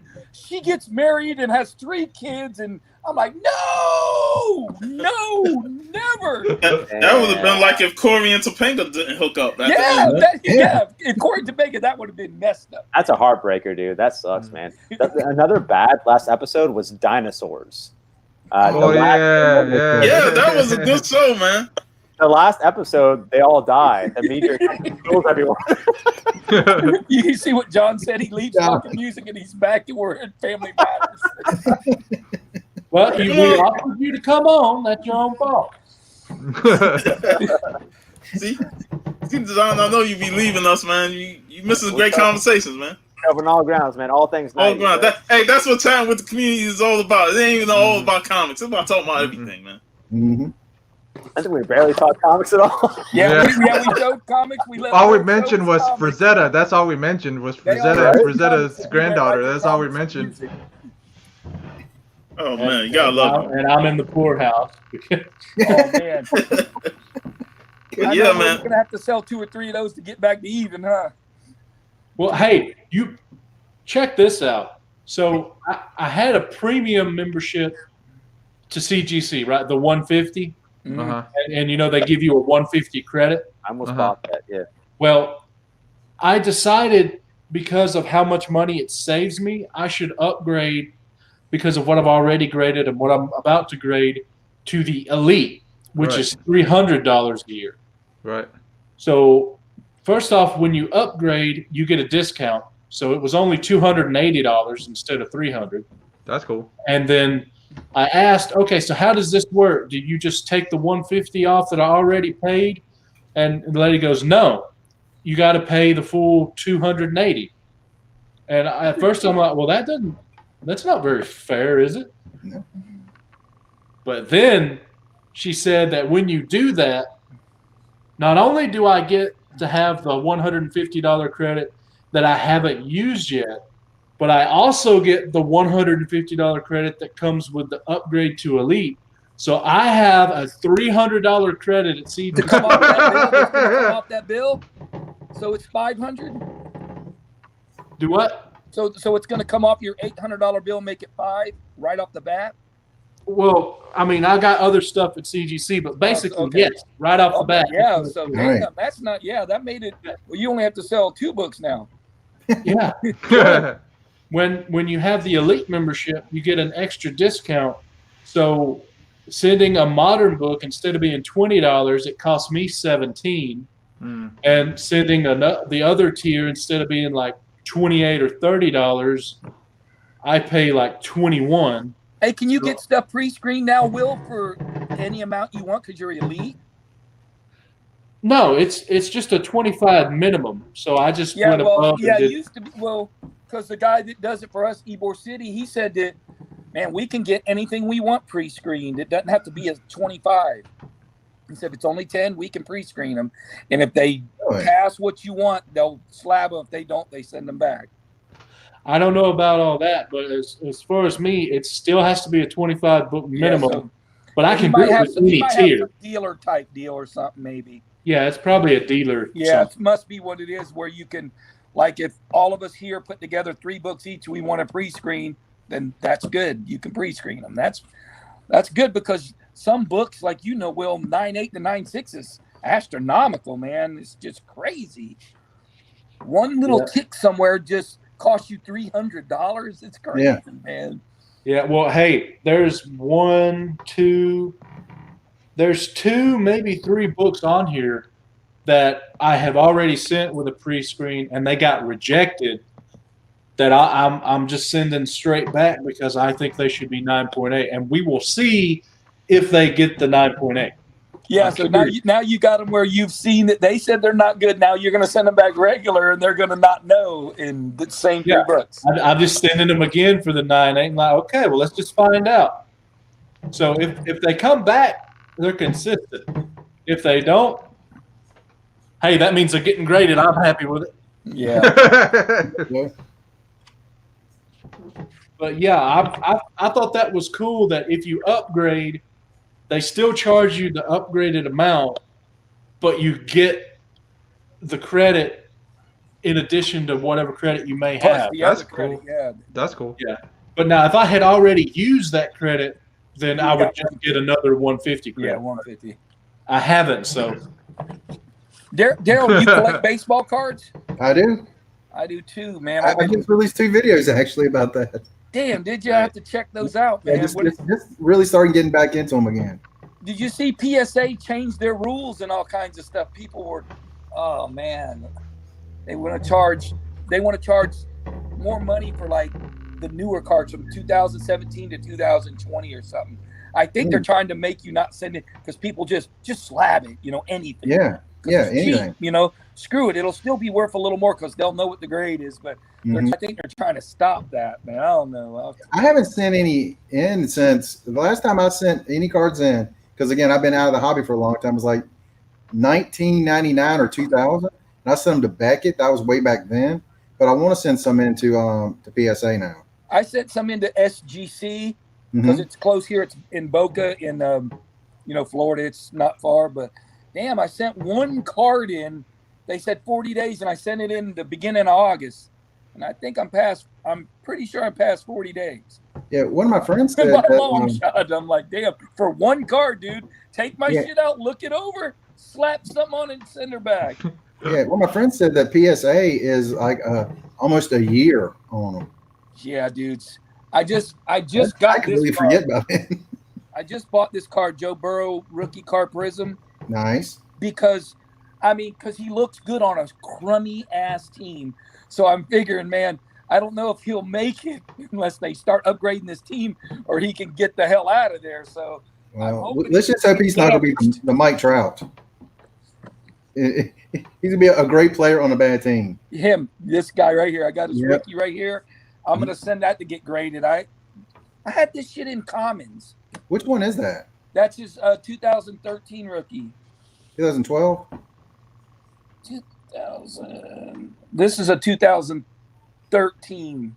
But Mhm. you know, as you know, hell, he was out in 2009 to 11. There's cards of Mike Yeah, Trout. the 2011 update card I Update, want. yeah, the Yeah, I'm update, not paying $3 yeah. grand for that thing. That is really the real rookie, yeah. But they consider this a rookie card. Don't ask me how. It's like Aaron Judge. He's been out since 2013, and they consider some of his 2018's rookie cards. I'm like, man, that's crazy, man. Man, I used to collect cards when I was a kid, man. I had Nolan Ryan rookie cards. I mean, just besides baseball, my main thing was football. With But, my and basketball. But like I used to have like sealed cases of like, you know, the year one, you know, deluxe version. Yeah. I had like 3 or 5 of like a couple years, and then like when I graduated high school, I gave them all to like my nephew when he was like a young kid and his mom. I'm not sure. I'm sure they probably sold them or tore them up or who knows or threw them away. I don't know. That stuff probably didn't get taken care of, man. I'm bummed I passed on those good cards to the younger generation because I would have took care of them, man. I know if Daryl will tell you, man, if you just collected in the right year and you got, you know what I mean? And you didn't even really know what you were doing. You're like, and a guy becomes good, like what, 2 or 3 years, Daryl, they haven't done nothing. And then they become good. And then it's like Mike Trout's. Perfect man, example. Dude, like you got a rookie card signed by that guy. Yeah. Ask Daryl. Some of them are going for in 20,000. Yeah. I mean, like one, I don't remember which one it was. They said set a record, sold for like, I want to say like 4 million. Yeah, it was a Mike Trout something, and I'm like, it was a Mike Trout refractor card, the 101 thing, I think, and he bought it for 400 grand. The guy, and they all laughed at him, and he just sold it for 4 million. He goes, "How are you laughing now?" He did a video. Wow. The Honest Wagner T206. I was like, get out of town. Yeah, he bought. I can't remember what card it was, but they all laughed at him for paying that price for it, and then he made millions on it. That's crazy, dude. Yeah, there's some crazy cards out there, man. Dude, it's funny because like I used to love Nolan Ryan because I grew up in Texas. Oh, so oh my God! Dude, for the Astros, man, like even like our fast food restaurant, like Whataburger. Like they had like these limited edition like hologram Nolan Ryan cards, and like we had to go and get all those. Man. They had a whole collection at Denny's. Yeah, Denny's dude. had a whole collection of holograph cards you could get, man. We'd always go there just to get them cards. Yeah, dude. I used to love collecting cards as a kid, man. Hey, Jason, Nolan Ryan threw out the first pitch of the All-Star game. He was 66 years old. With no warm-up, he threw 86. No wow. That's crazy, 86 dude. At 66. I can't imagine being that old and throwing that hard. Dude, and the ball had movement. The ball was tailing away. I was like, Jesus Christ, man. That's he hit a right-handed batter with that pitch, man. That dude's still alive, right? Yeah. Yeah. That's crazy.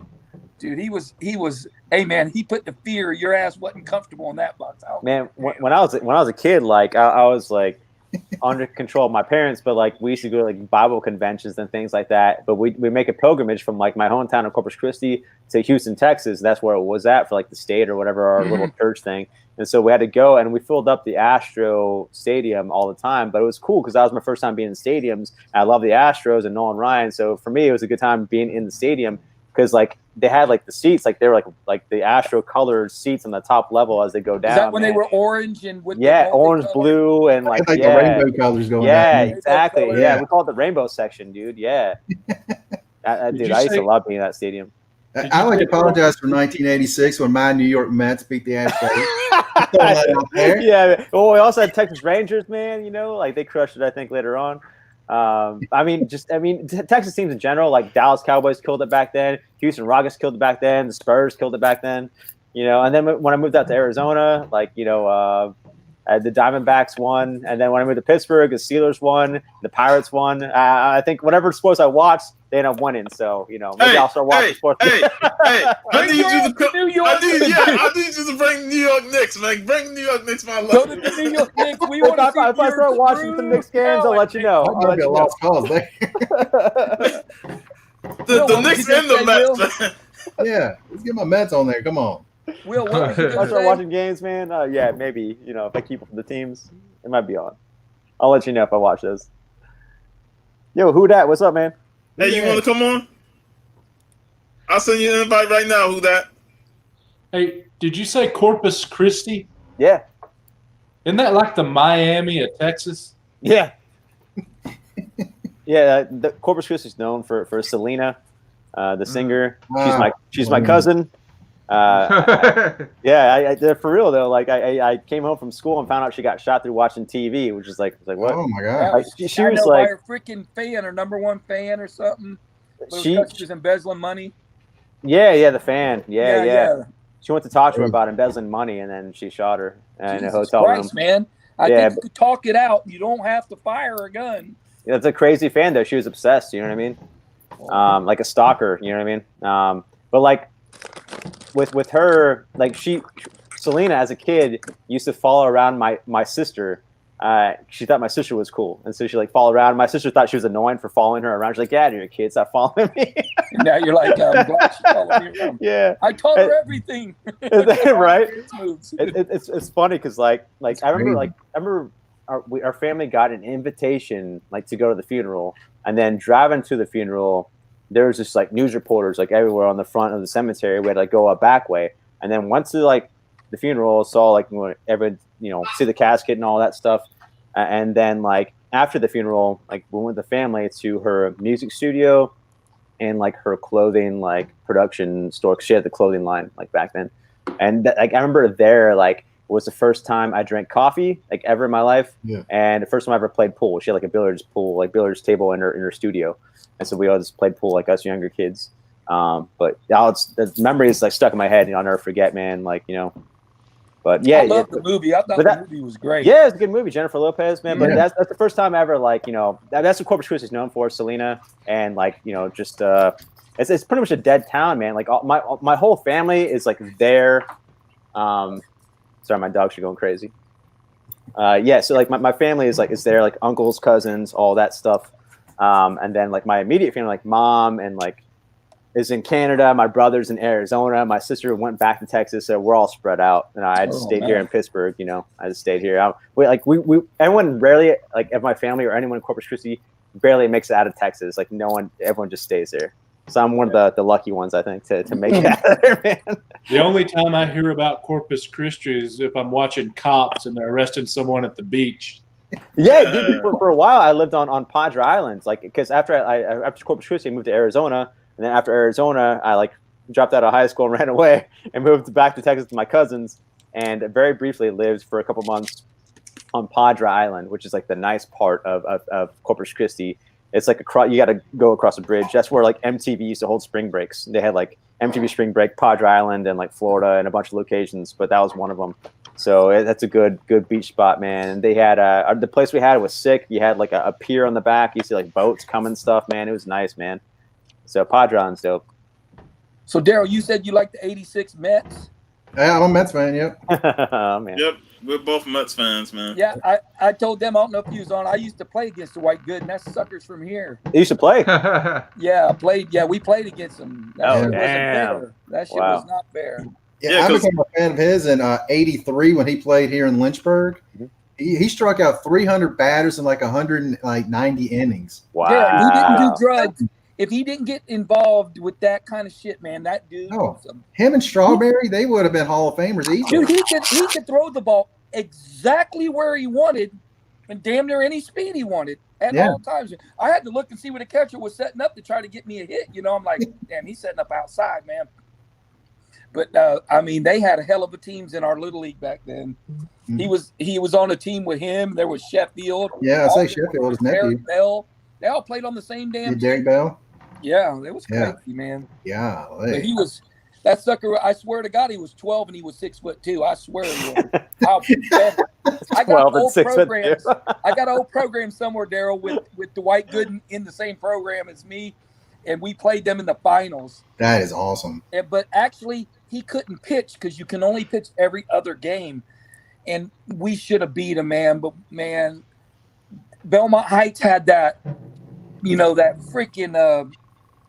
It's Belmont Heights. Oh my God, kids, we were panicking. We had to play it, but the guy pitching sucked, man. I think I struck out 2 or 3 times that game. Damn. And the guy was garbage, and I struck out because I was in fear. If it was Dwight Gooden, it would have been different. Dude, I always have like flashbacks of watching the game of the Diamondbacks play, and Randy Johnson threw the ball as a bird came and Hit the the bird bird. exploded. Oh, man. I felt sorry for that bird, Yeah, man. man. I have like PTSD Hey, from it, you know? Nothing left of that pigeon. I mean, he was totally destroyed. Yeah. Do you remember when I think it was Dave Winfield in Seattle? He hit a seagull. He was throwing from the outfield, and they Yeah, I actually remember tried to that. prosecute him for that. What? Seriously? Really? Yeah. There's some Man. people that are ridiculously. And they're dumb, like he's like, dude, no one would mean to do that. I mean, a I bird guess just you're flew gonna by have while you throwing the fastball. Man, Yeah, he's going why- to get beat. Why don't you get the bird and sue him, because my ball was going to be right where I wanted it. Hey, man. With Hey, the bird. And Winfield had a hell of an arm too, man. Winfield Yeah. would throw your ass out in a minute, man. Yeah, I was just watching a documentary the other day about Bo Jackson. It's like, Oh, my, Oh, man. I forgot Nice, who his dude. arm was. Like, Yeah, oh, did you see the one where he threw Harold Reynolds out? Yeah. He was up against the wall. Harold Reynolds, like, yeah, I couldn't believe it. Like, it couldn't have happened, but it did. He says, to this day, I still can't believe it. I gotta watch that every once in a while. All right, Puff, I'm out of here. I'll see you All later. right, man. All right, Jeff. Where's, See you later. Man, I used to love Bo Jackson, dude. In both Um, sports. When he was Vincent? with the Raiders and he ran over, what's his name? Within Oh, Seattle. Bo, Bo knows, man. Bo knows. Ryan Bosworth. He just crushed Bosworth. him. Crushed him. Classic, man. Dude, I mean, Hey. he was the first like sportsman that I knew that was a professional in baseball and football. Man, dude, it was like what? It's like before Michael Jackson did basketball and baseball. You know, So like You Deion mean, Sanders was. you mean Michael and Jordan? Deion Sanders. Yeah, yes. Deion What I say? Sanders What I was say? good as He- hell, he man. He was- played for He the was Reds and the moonwalking down to first Yankees. base. Yeah, what I say instead of Michael Jordan? He said Michael Jackson. Ball forward, dude. Ball forward. Will Webb. Yeah. I can imagine him running down the field, jumping over someone like hee hee. Just jumps over him, dunks him. Hee hee. And then he gets up to his spin. Yeah, does this magic spin. Whoo! That's hilarious. Sorry, one too many. That's what you get. I just watched the show Daryl on the Miracle Mets, a little bit on the Miracle Mets, man. That was crazy how they didn't know how good a pitcher really had. They either call them the Miracle Mets or the Crackhead Mets. Either one. Yeah. Keith Hernandez was no stranger to the white powder. None of them was, man. I was thinking None Rick of them- James playing basketball, or Prince and Rick James playing basketball. Oh man, I paid to see that.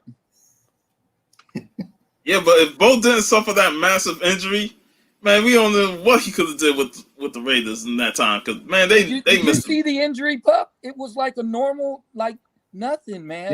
Yeah. Hey, It wasn't like he got blown up, and I mean, he was running. The guy dragged him down from behind. He just went down. yeah, That was it. That was messed his Yeah, hip up. That was crazy. His hip just popped out. Yeah. Oh gosh. And his speed. I tell you what, if I was a catcher and it was gonna be a play at home, nope. That's all you, Bo. Dude, that would have been awful to get hit by him. Mhm. Running at Dude, he was 20-something, bulky, too, 2 man. miles an hour and hit you. Fast and bulky, dude. Oh, yeah, strong, fast. The Oh, wall, They- dude. The They mountain say hitting you. They say Bo knows everything. Bo knows this. Bo knows. But Bo don't know Jack because Bo I can't. love this. I used to love those commercials, man. Those Bo don't commercials. know, did Bo he? knows. And the same one with the Spike Lee Jordan commercials. I used to love those too, man. It's got to be the shoes. Gotta be the shoes. No money. It's gotta be the shoes. Hey, how about those Jordan commercials with Larry Bird?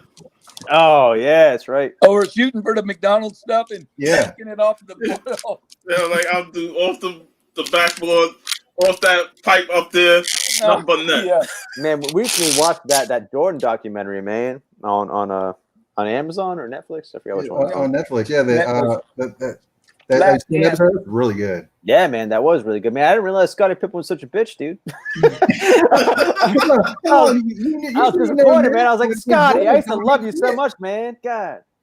Yeah, he quit on the team in the '94 against Yeah. the Knicks, And I remember still being pissed that we went 7 games with the Bulls. I was like, ain't no Jordan on this team for us to go 7 games. We the better team. Yep. Stay Hey, up. I don't want to do this to you, but stigma. Reggie Miller. Reggie Miller, yeah, man, he was great, dude. He was great. Hey, we went 7 games against him, and then we still had to go against Hakeem the Dream. 7 games, man. Hakeem Olajuwon, bro. Like, if we would have won that 94 championship, I could care less about what we gone through the last 20 years. As long as I remember that 94 championship, I was happy. On the 86 Mets. All these years later, I thought we had a shot against the Royals a few years ago. Oh, man. And I'm like, I'm still going, well, 1986. You know the funny thing about that Royals series? We could have won that series had we got those outs in the last few innings. Yep. Man, they kept fighting off our pitches, and every time they did that, I was like, oh, man, we're going to lose because they build the momentum off of those pitches, and next thing you know, they score a run, tie the game, go to extra innings, we lose. That series was so depressing. Yep. And then all of a sudden, the next year, they're like, this is the greatest pitching staff of all time. You've got Harvey, who's no longer in the league, Syndergaard, who's got a bad arm. You got DeGrom, who has been pitching great. Matz, who's he's not, but he's All still. those guys, And Zach Wheeler, he's now gone. DeGrom had 14 strikes a few weeks ago and lost. Yeah. Lost. I was at the Mets versus Nationals last year. Scherzer versus DeGrom. I was like, this will be the greatest pitching match of all time. And it was a really good game. And the Mets gave up. They were up by 7 in the bottom of the 9th and lost. Hey guys, I just put this. I don't know nothing about sports. I just put this in a new bag and board. Check out how good this looks. Is it Mylar? No, it's not Mylar. Oh, that's terrible. No. Clean, looking fresh, man. It's amazing what a new bag can do to a comic. Yep. Yeah, because it didn't look. Damn, it looks good now. It's like a 9.2 now, man. 9.8, 9.6. Looks fresh, bro. You always got to make sure you look beyond the dirtiness of a bag when you're digging and stuff. Because that's the first thing I do, man. Whenever I get a comic, anything, just rebag it, reboard. Oh yeah, because this is like a 1.5 grade points higher than what you were looking what at. It looked like in the other bag, and that's with just getting a fresh bag and board on. Hey guys, I'll be back real quick. All right, man. Yeah, Daryl. So you've been when you go to the flea market, you find some cards sometimes. Oh, my flea market, I don't find anything. It is absolutely awful in my town. Year that was great. Every third weekend of the month, they would have comics, a few comic places, and all baseball cards in just one whole section. It was awesome, man. Hell yeah. I know some guys up in Ohio. Apparently, they have some of the best flea markets. I see people just pulling great comics, great baseball cards every week. I'm like, come on. I know. Share the love, man. Yeah, I feel like Pennsylvania, Ohio, and West Virginia have that trinity of like people just going to flea shops or just unloading stuff from like past dead relatives and not knowing what it is. You know what I mean? Or think it's trash. And then like stores are like, yo, we got all this stuff and you just got to find it, you know? Well, we had a flea market around here. I think it goes from Alabama to Tennessee state line, like 5 miles, like a 5-mile stretch. It's nothing but just, people popping up tents, selling stuff along the whole way on each side of the road. It's like a 5-mile long flea market. Wow. Man, you almost need a megaphone, Will. You got comic books, baseball cards, or slot cars. That's a tick market, bro. I just do comics. Yeah, tick market, bro. Tick market. Do you have any old comics? Tick market. Can you name the first one you got? Oh, Razor #1. Okay, see you later.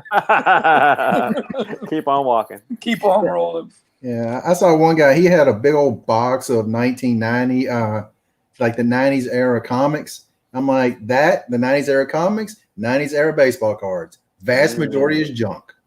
I mean, you find a nugget here and there, but for the most part, just keep on going. Yeah, man.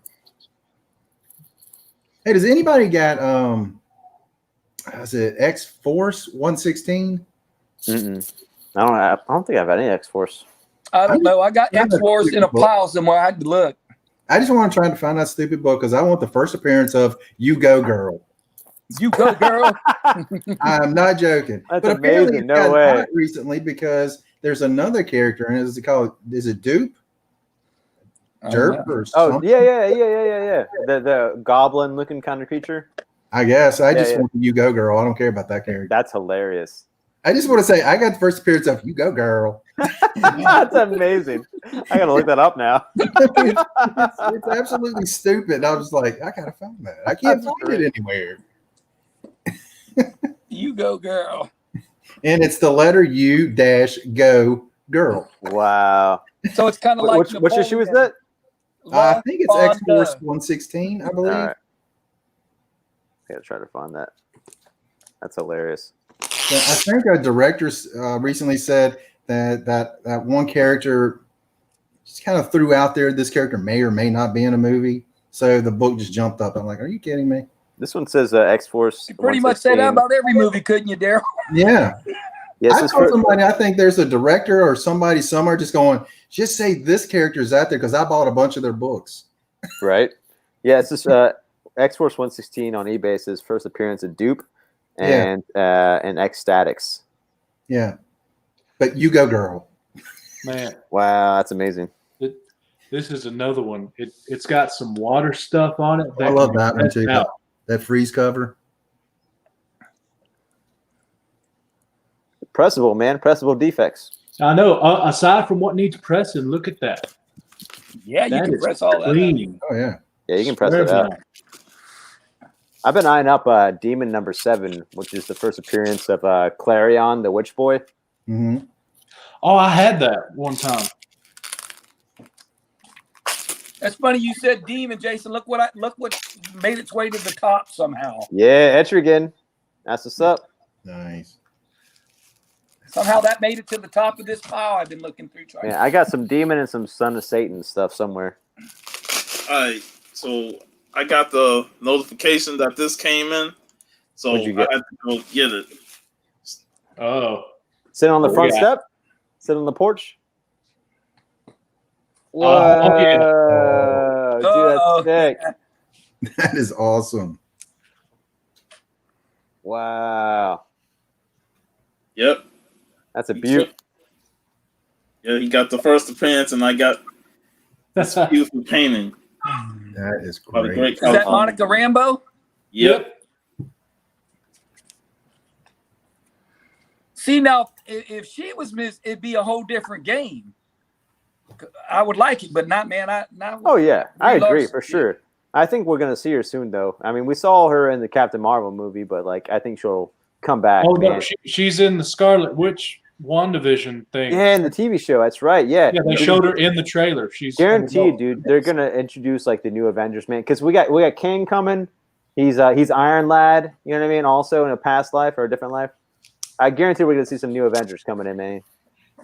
I know when I purchased this and I said it, Unruly was a bit. He went on the post and said, "Damn you, pup," I know. Damn you. because this That's was great. this was on the list of one of his favorite characters. So I could see why he was upset. Dude, who painted that, man? California Blend. California Blend. Nice. She's comes on the show. She's freaking good. That's great. Man, what's that, man? Did you see the video she put out recently? The books that Nah. she submitted to CGC? Yeah, I saw that she was submitting. I didn't see what books though. Yo, you gotta check Sketchbook that you did. Right back. sketch book. Yeah, sketch covers. Check that video out, man. The sketch covers she did. It's like she only showed like 5, but they're amazing. Jason, she did this. Ooh, nice. Wow. Nice Harley Quinn. She did me a sweet Skeletor. Just ask Sean to tilt his camera up. He'll see all of it. Mandalorian. The Mandalorian. Mando. I love this one. I had to get this one quick. I knew it wasn't last, and I got that one as soon as she listed it. A lot of hers don't last, but about an hour, man. Man, on Yeah. canvas too, man. You can hang those up on the wall. Yeah, I can hang I'm gonna hang You these up. see the ones behind me. I got Oh on the shit. All those are her. Damn. She's got one on her website I've been thinking about. That I Daredevil decided song, man. I'm gonna have to pass. I love that Daredevil, But- man. How it's bleeding through the bottom. Yeah, that But did that was great. That's sick. It's a redo of Alex Ross's cover for Batman Harley Quinn 1. Mm. Yeah, So with the that- Joker. Yeah, that one looks really good. She did a bit of an odd style to it. I like it. I keep having to pass on it though. It's been up for a while on her site. It's still available as of yesterday, I think. Yeah, sometimes you eventually gonna get it if it's still there. And like I said, sometimes she'll have some sales on it, so I would jump on it when she does her sale. I still want that Black Panther Storm that she did. That is amazing. I saw a really good Storm recently. It was Donny Cates' wife, Megan Hutchinson, I think is her name. Yeah. I guess on her website's like Blackham Art, like BLACKEM art. On the internet, you can find her store or like her work. She has one of like Storm and in a graveyard with like Wednesday Addams from Addams Family, and they're hanging out together. And she's like, they're both doing cool poses, and I think like Wednesday Addams is dancing while she's like making it Storm in a graveyard. But they're great drawings, man. She does some great stuff too. I watch that video, man, every now and then with Wednesday dancing. Yeah. To do the dance with her, man. Yeah. That's so freaking I funny. love when people put their own songs or whatever in there. Yeah, man. they That's throw so songs funny. to it. She gets down, man. Yeah, Morticia comes out and says, "I didn't know the Berserker went out." I'll show you guys these. Ooh, what's that? Batman. Yeah. One of my friends did this. What's cool about it is that he did a few things for Fleer, but he did it. They gave some preview cards, and these are on some X-Men. Nice. And then, of course, I had to get a Harley. Heck yeah. Oh yeah. So, yeah, and what he did these because they gave him some extra preview cards. So I was like, yeah, go ahead and do a couple of those for me. Awesome, man. That Harley is real nice. One I of got a one. cool- No one else has it. This is a cool Ghost Rider, the wrong one. Is that Donnie, right? Or What Danny? do you mean Danny wrong Ketch? one, man? Danny Ketch. I grew up off the Danny Ketch one. Well, sucks for you because the best one was Johnny Boy. Hey, I like man, both of them. I I like love both. both of them. Yeah, me too. I little like both. table action. Which ones Hey, are Flair Ultras? I out like there? Danny Ketch, but man, I hate that '90s motorcycle. My buddy said he got me all those Fleer ones, Oh, all the that's cool. foils, man. He has a binder full as a kid, and he wants to hand them off to me. So I'm excited to take that binder full of Hell yeah. foil cards gladly. Those Man, clear cards would look good, man. Were those the Flair Ultra, or which ones were they? They It were was clear ultras. I think those. I think so. I just saw some new Marvel Masterpieces just come out. Yeah, Barry Gary opened some. Like $300 a box. Ooh. Yeah. God. that there's got to be signatures involved with that. Ain't no one Yeah. paying that kind of money without signatures. Yeah. But yeah, that's insane. So I want to know who does Steve have hired to hand him everything as soon as it's mentioned? That's what I want to know because he had the demon at the ready. He's showing That cards. was a He miracle, popped out the car. Who was behind the camera? If you would see this desk, There- you'd say there's the there's Bojack everything's group. on that desk. Oh, Oh, man. Jackson. Yeah, I had to go there and grab that one for you guys. That's all blurry, but it's Vincent Edward Bo Jackson. You know, when we last week, Bear Allen was on the show, and we was talking about sports still. So we showed off some cards. I bust out my Mets book, with the old Keith Hernandez and Doc Gooden cards, Darryl Strawberry and stuff. It's like sports always come into the conversation, and we just gotta talk about it, man. Even if Big and Will we don't know much about it. We can't do too much because we lose Will when we talk too much sports. Because Will's like, I'm out of this bull crap. There you go. Yeah, here's like an old meme I made a while ago about Nice. the Marvel cards or whatever. Oh, that's cool. Yeah, she's Dumb going through meme, them cards, yeah, man. she's going through those cards, man. Oh, man. Yeah, if you guys remember those cards, the metal cards, man, those foil ones are great. Yep. Mhm. I used to love those so much. Yeah, those things are great. It's a fantastic art, and they had like stats in the back and stuff, you know. Mm-hmm. The only cards I really know about are the Magic cards and the craze of Pokemon when I was in junior high. Yeah, man, dude. I mean, they should get Pogs graded, man. Dude! Oh! I used to crush them Pogs, man. I had some metal slammers. I'd be flapping the whole entire stacks, just flipping them. Yeah. We used to There's this huge metal disc. Throw them on the ground. See what happens. Dude, I used to crush some Pogs, man. We had a band that in elementary. My teachers banned that, man, because like we're gambling with Pogs. For some reason, like we had certain brands that were like worth money, you know, like worth certain dollar like amounts per Pog. And so like when you won a whole stack, you're like, I got like $200 here, and like they're not worth anything in real money, you know. But like we thought it was. Yeah, my brother had a baseball card shop back then, and we sold tons of Pogs. And this is the late 90s, probably 98, 99 when Pokemon first come out. Yeah, he bought boxes, like Japanese ones. Wow. They were selling for $20 a pack back then. Whoa. I bet now those are worth a lot more because they say those first few generations are worth a lot of money. Yeah, I used to play those cards with my buddy. My buddy had those, and I was watching the cartoon series, so I knew what was happening. And I had the Game Boy game. I had the blue one. So I had all too. I had them all, and he had them too. He had them all, and he had a Game Genie where you can get like Mew. You had to put in a code to get Mew to get 151 instead of 150. And they're like, oh shit! So you had to trade to get that, you know. So that was cool. So I had Mew, but he had to cheat to get it.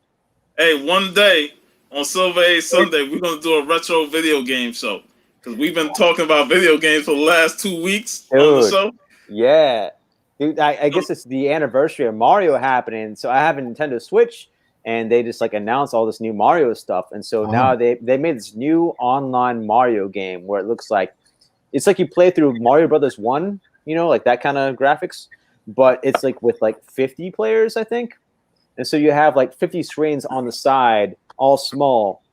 And whenever you jump on like a Goomba or like shoot a turtle or whatever, it transfers those guys to like your other enemies. So it makes them full of more bad guys. And same thing with them, vice versa. So if they stomp that and they have their like pointer on your screen, then you get their bad guys, you know. So like you're playing. So it's like a race. You're trying to get more coins than them. You're trying to finish faster than them. And you're trying to avoid more enemies. You're trying to give them more enemies, but it's an online like 50-player mode. It's cool, man. It's only be available until like I think February. They're gonna stop it for some reason. I don't know why they're gonna do that, but like it's a cool game, man. I played it last night for the first time. It's been out for like I think a week or two, but yeah, it's great, man. Have you ever Cool. seen Racist Mario on YouTube? No. Do I want It's to? hilarious. Wow. Big Will, on those Magic cards, do they add characters or are there a set amount? No, they come out with a new core set like every year. Every year, so there's Booster rare cards boxes. in those then, huh? Yeah, there's some that are worth money that are older, and then whenever a new set comes out, there's cards that vary in rarity and vary in playability, and they change value based on that. So if you're playing in a game, the set could differ. Like if I was playing, like we were playing Magic, you never know what's going to be in the deck. No, you know what's in your deck. You just don't know what's in the other person's deck. You just know it's within this set of thousands of cards, or it's in a tournament where you can put in any card from any set, or you know the parameters, but no, you don't know what they're playing. And there's different kinds of decks. Like I like to play, a black-white deck, and you might like to play a blue deck or a red deck or a rainbow deck that has all the colors. Yeah, especially if I know that you got like one of the top guys in another. I'll be like, I don't want to play that. Will's got this guy, man. He's gonna kill me with that. Yeah, I played like Magic like once or twice with my buddy that knew he was trying to, can you teach me? He's like, yeah, man, here, you take this like deck and I'll take this, whatever. Cool. You show me how. We're at a video game convention called MAG Fest, M-A-G Fest. And it's like one Yeah, of the, like, I heard a mag. it's awesome, dude. It's a great video game convention if you ever get out to it. Now it's too popular, too big, and so it's hard to get a hotel, and you never get one, and whatever. So now it's hard to do. But man, we went like 3 years in a row. But see, he was showing me how to play Magic Gatherings, and so he's like, okay, this does this, this does this, and you win, and you win, and you win. I'm like, I don't know what I'm doing, dude. I still don't understand or remember it, but like, I'd like to learn that. That stuff's cool, man. You know, It's fun. Yeah, one of my friends tried to teach me the hero clicks. I just couldn't get into that. I've played Hero Clicks, but it's like it's why? I mean, I like them as little figures, but as far as anything else, I don't get it. the actual game, it's like, okay, why keep up with all these figures and crap when I can just play, something with cards that you just have one little card, stack up nice.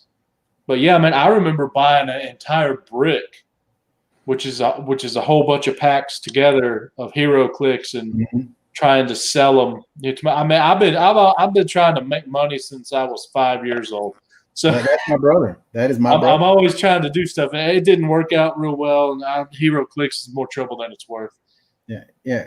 My brother started out with a little lemonade stand on the corner. He would walk down to the little store and buy a couple of boxes of Little Debbie's and bring them back, and he would sell those for like 3 times what they were worth, and people would come by and buy them. I was like, why? The store is like 100 yards from here. Well, it's just like you buy one can of Coke, like 1 12-ounce can.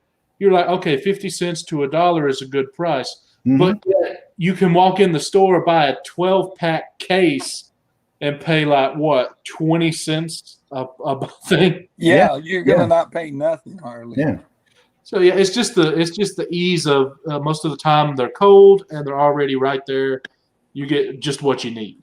Yeah, I still don't understand the 2-liter is cheaper than a 16-ounce or a 20-ounce. That's because most people will buy the 20-ounce. You can carry that around. You can carry it around, put it in your console and all that. The 2-liter. I'm just like, okay. Or you can get a 40-ounce and like tape it to your hand.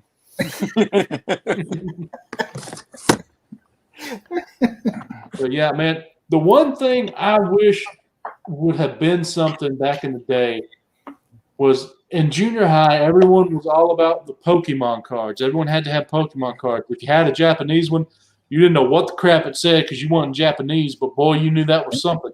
Yep. And I didn't have Pokemon. I never collected it. The show was horrible. It was made for children younger than me. That was a good show. I used to watch it. Did you have Digimon or Yu-Gi-Oh instead of Pokemon? I was going to say, but I did have the Digimon card, and I did watch Digimon. Dude, Pokemon show is way better than Digimon. What are you talking about? Hey, I didn't say the show. Well, yeah, the show was better, but not by much. But they were both kind of crap. But I like. I'm right there with you, Will. I like the cards better for Digimon, but I was like the only person in school that didn't have Pokemon cards. I had the Digimon. That's so like that meme where it's like, oh, we got it's that meme that we're like, we got Pokemon at home. Fun of my cards because they weren't made out of real cardboard. Whatever that crap that means, they were cards. Anyway, and then I got into the Yu-Gi-Oh because I saw that on TV, and I was like, hey, that's a pretty cool game. So I figured out how to play, on my own from watching the TV and all, and I got me a deck of cards. I went down to the Books A Million because they were having a tournament, and I was like 12, 13 years old. We walked in with my dad. I looked at the tournament players who were not a single one was older than 7. Turned right around and said, Dad, we're leaving. We're out of here. Yeah. And I never played again. That's awesome. I was going to say, like, I'm a little older than you, so I was going to say, like, yeah, I was trying to finger bang bitches back then. Oh, Lord. Oh my God! I've never gotten to the Pokemon, Digimon, Yu-Gi-Oh, all those mons and stuff. I was like, nah. The only mon I know is how to say Jamaican mon. Like, yeah. What's up, Mon? What's up, Mon? Yeah, like they live in color. They had like 10 jobs. Like, oh yeah, we got done cleaning, Yeah. man. We got to go to Jawanamon. Jawanamon. No one in school saved their cards though. If I had just paid everybody whatever they wanted for their card, Yep. you know, their 3-ring binders of cards, Yeah, well, I'd probably have some money now. yeah. You got that magic. Was it the Black Orchid? Yeah. That's the only Yeah. one I remember hearing about. Like, apparently that's worth a But the fortune. magic card makes more sense to me because it's a semi very complicated game that deep in strategy and complex, and it comes out with new stuff, and you got to figure out how to make your deck and figure out how you want to play. So I understand that one having a little bit of value. I will never understand the Pokemon. I just don't get it. And Digimon, same thing, but no one apparently cares about the Digimon. Let me ask you this: do they have an app? Because Pokemon still has an app. I can still play the Pokemon app.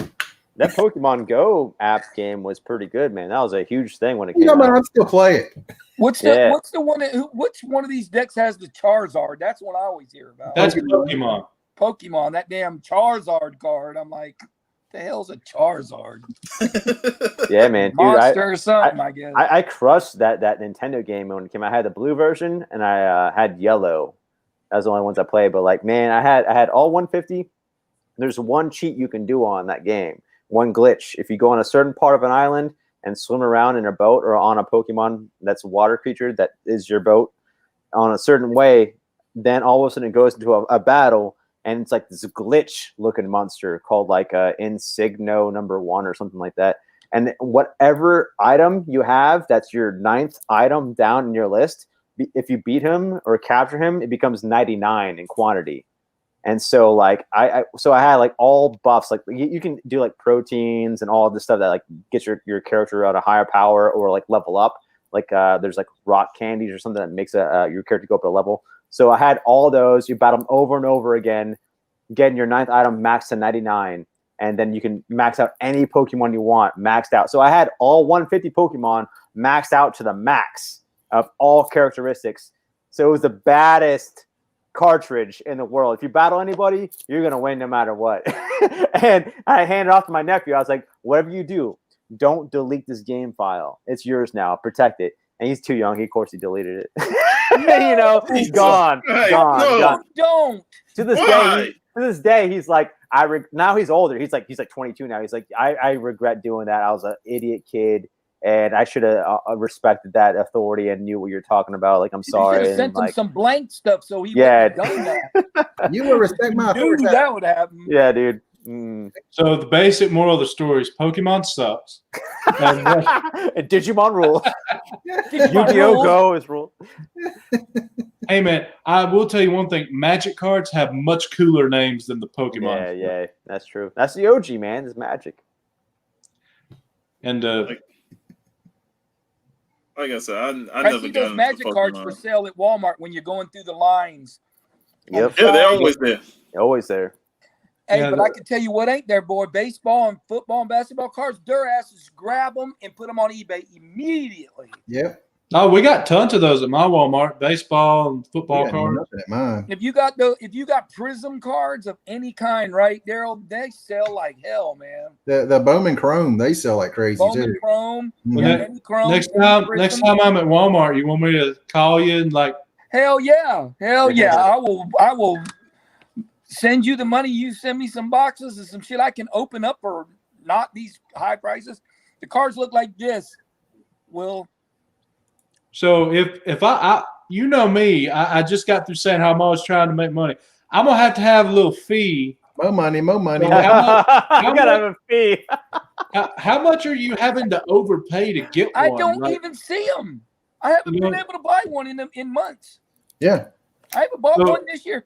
In 2018, I was able to buy these all over the place. Anytime they come out, I go, let me go. That's why I got a bunch. So how do you buy them? Like, do you purchase in a box? one There'll pack be at a a time? box. There'll be a Panini box of Prisms. Then there's different brands, but the Prisms are the ones I like. These hold their value, man. So you buy per pack or per box? Per box. I like to get a box because you get one autograph, one or 2 memorabilia cards, depending on what box. And how much is a box supposed to cost? Like 20. Some of them are $19. Some of them are like $40. They're usually one's 20, one's 40. It used to be. I'm not sure now, but man, there ain't even one for me to even compare. I haven't seen one. Yeah, Target well, hey, doesn't have anything either. If I find you some, just pay me like an extra $5 over the cost and like shipping. And I have no problem. I can't even get one here, so that's less than what they're going to charge me on eBay. Then I got to pay shipping too. Hey, that's enough incentive for me to call you and say, hey, what you want me to do? Yeah, man. Yeah, you call me or just FaceTime me on Instagram. You know, the little. That will be what I do. I don't know what I'm looking at. I'd have to be like, this is Steve. Yeah, I'll be like, give me 2 of those boxes, add $5 on them, and tell me my total. With that, I've been wanting to open a box of cards. Daryl, you've done it. It's nothing like opening. Yeah, Daryl, I've been watching those videos. You know, your card collection, man. It's like, man, that's one hobby that I do kind of miss. You know, because it was such a huge part of my youth getting those football. I remember I brought the whole set. Or my father brought the whole set of the 1991 season of football. And they went from the Super Bowl era. So I had that Giants versus Bills Super Bowl. So I had the Giants winning the Super Bowl and all the cards. They even had the refs. Cards of the refs. I'm like, who want the cards of the refs? Well, the first year Pro Set, they had insert cards of announcers. Yep. And you get like the Chris Berman rookie card. Yeah. I was like, this is awesome. Man, because you mentioned the Bills, man, going back to like my high school days where we had to write a short story, and I made up a short story of like, you know how like there's Super Bowls and they have champion shirts for both teams, but only, you know, one team wins. So they get, but the other shirts always end up going to Goodwill or whatever, you know, or like to like third world countries. You go to wearing that shit when they were champions. Your ass will get tore up. Yeah, so like those other shirts go to like third world countries for like donation to clothes and things like that. So I always thought it'd be funny to like, I read a short story a long time ago in like high school, was like this kid in like some small third world country gets these championship shirts, the Bills winning all the time. Yeah, he's like the Bills are the best team ever. He's like, Buffalo Bills, Jim Kelly, number one. Jim Kelly, Buffalo Bills are number one. I'm going to go to America and see Jim Kelly, Buffalo Bills. And he goes to America, and he has a younger brother. He's like, yeah, we love the Bills. You know, you must go to America. And he goes to America, and he finds the Bills are nothing. They've lost. It's all a lie. It's all a lie. He goes and finds out it's all a huge, big lie. The Buffalo Bills have never won. Everyone's a loser. And he's like, he's heartbroken. And then he goes back home. He's like, yeah, Buffalo Bills are number one, little brother. They're number one. They're so good. They love them there. He couldn't break it to his brother that it's a lie, you know. He found out the truth. You know. He couldn't tell he'll go back. Jason say the American dream is bullshit. Yeah, man. Yeah, he couldn't break it, man. He had to tell the lie. He had to continue. The lie. He found the truth. Had to continue the lie, man. Buffalo Bills number one. Oh, to this day, when I see Buffalo Bills, I'm like, yeah, Buffalo Bills number one. 23 over here. Man, did you have to write every day? No, it's certain assignments. No, this assignment. Dude, we had to write for like 20 minutes straight every day in one English class in high school. I hated it, but she let me write about whatever instead of the topic. Nice. So I just kept creating different characters like in a comic book. And that's what I'd write about. And everyone else was like, my weekend was very nice. And I'm like, and Thor Smasher, shield them all. You know what I mean? Will's like, I created Wolverinette. Yeah. All of his girls. Yeah, they're all stick figures with like big boobs, just big circles. The teacher's like, this kid is not right. That's how Jay reported.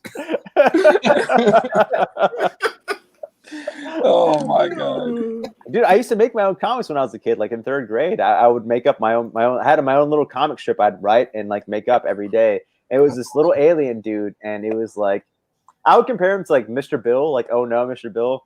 And, oh no! And also, I guess like oh my god, the memories of Mr. Bill, Yeah, bro. oh Oh my god.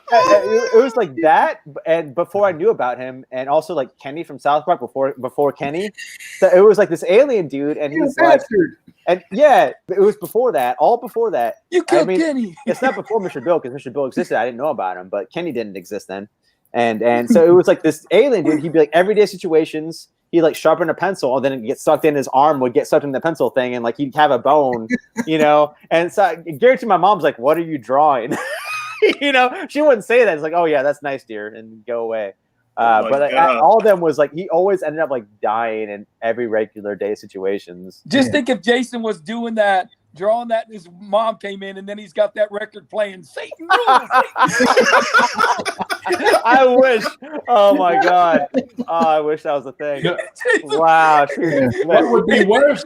Everybody be like, "Where's Jason? He's still on suspension. He's still, Oh, yeah. he's still grounded. She would have 2 years." gave me away. Oh my god. That's hilarious. Was Trey Parker in your class by What would be worse? My brother in high school, when South Park the movie came out, my brother went to my high school, took me out of school, and we went to the movies to go see South Park the movie. The first showing, it was like 10 a.m. And we saw South Park the movie rated R, and I was like underage, but he was like older. So we got to see that with like a handful of people in the theater, and it was like one of the best times I've ever seen in a movie theater. Best experiences. We just laughed like out loud, and so did everyone there. Like, oh man, that was one of my greatest memories. Is getting taken out of high school to go see South Park the movie.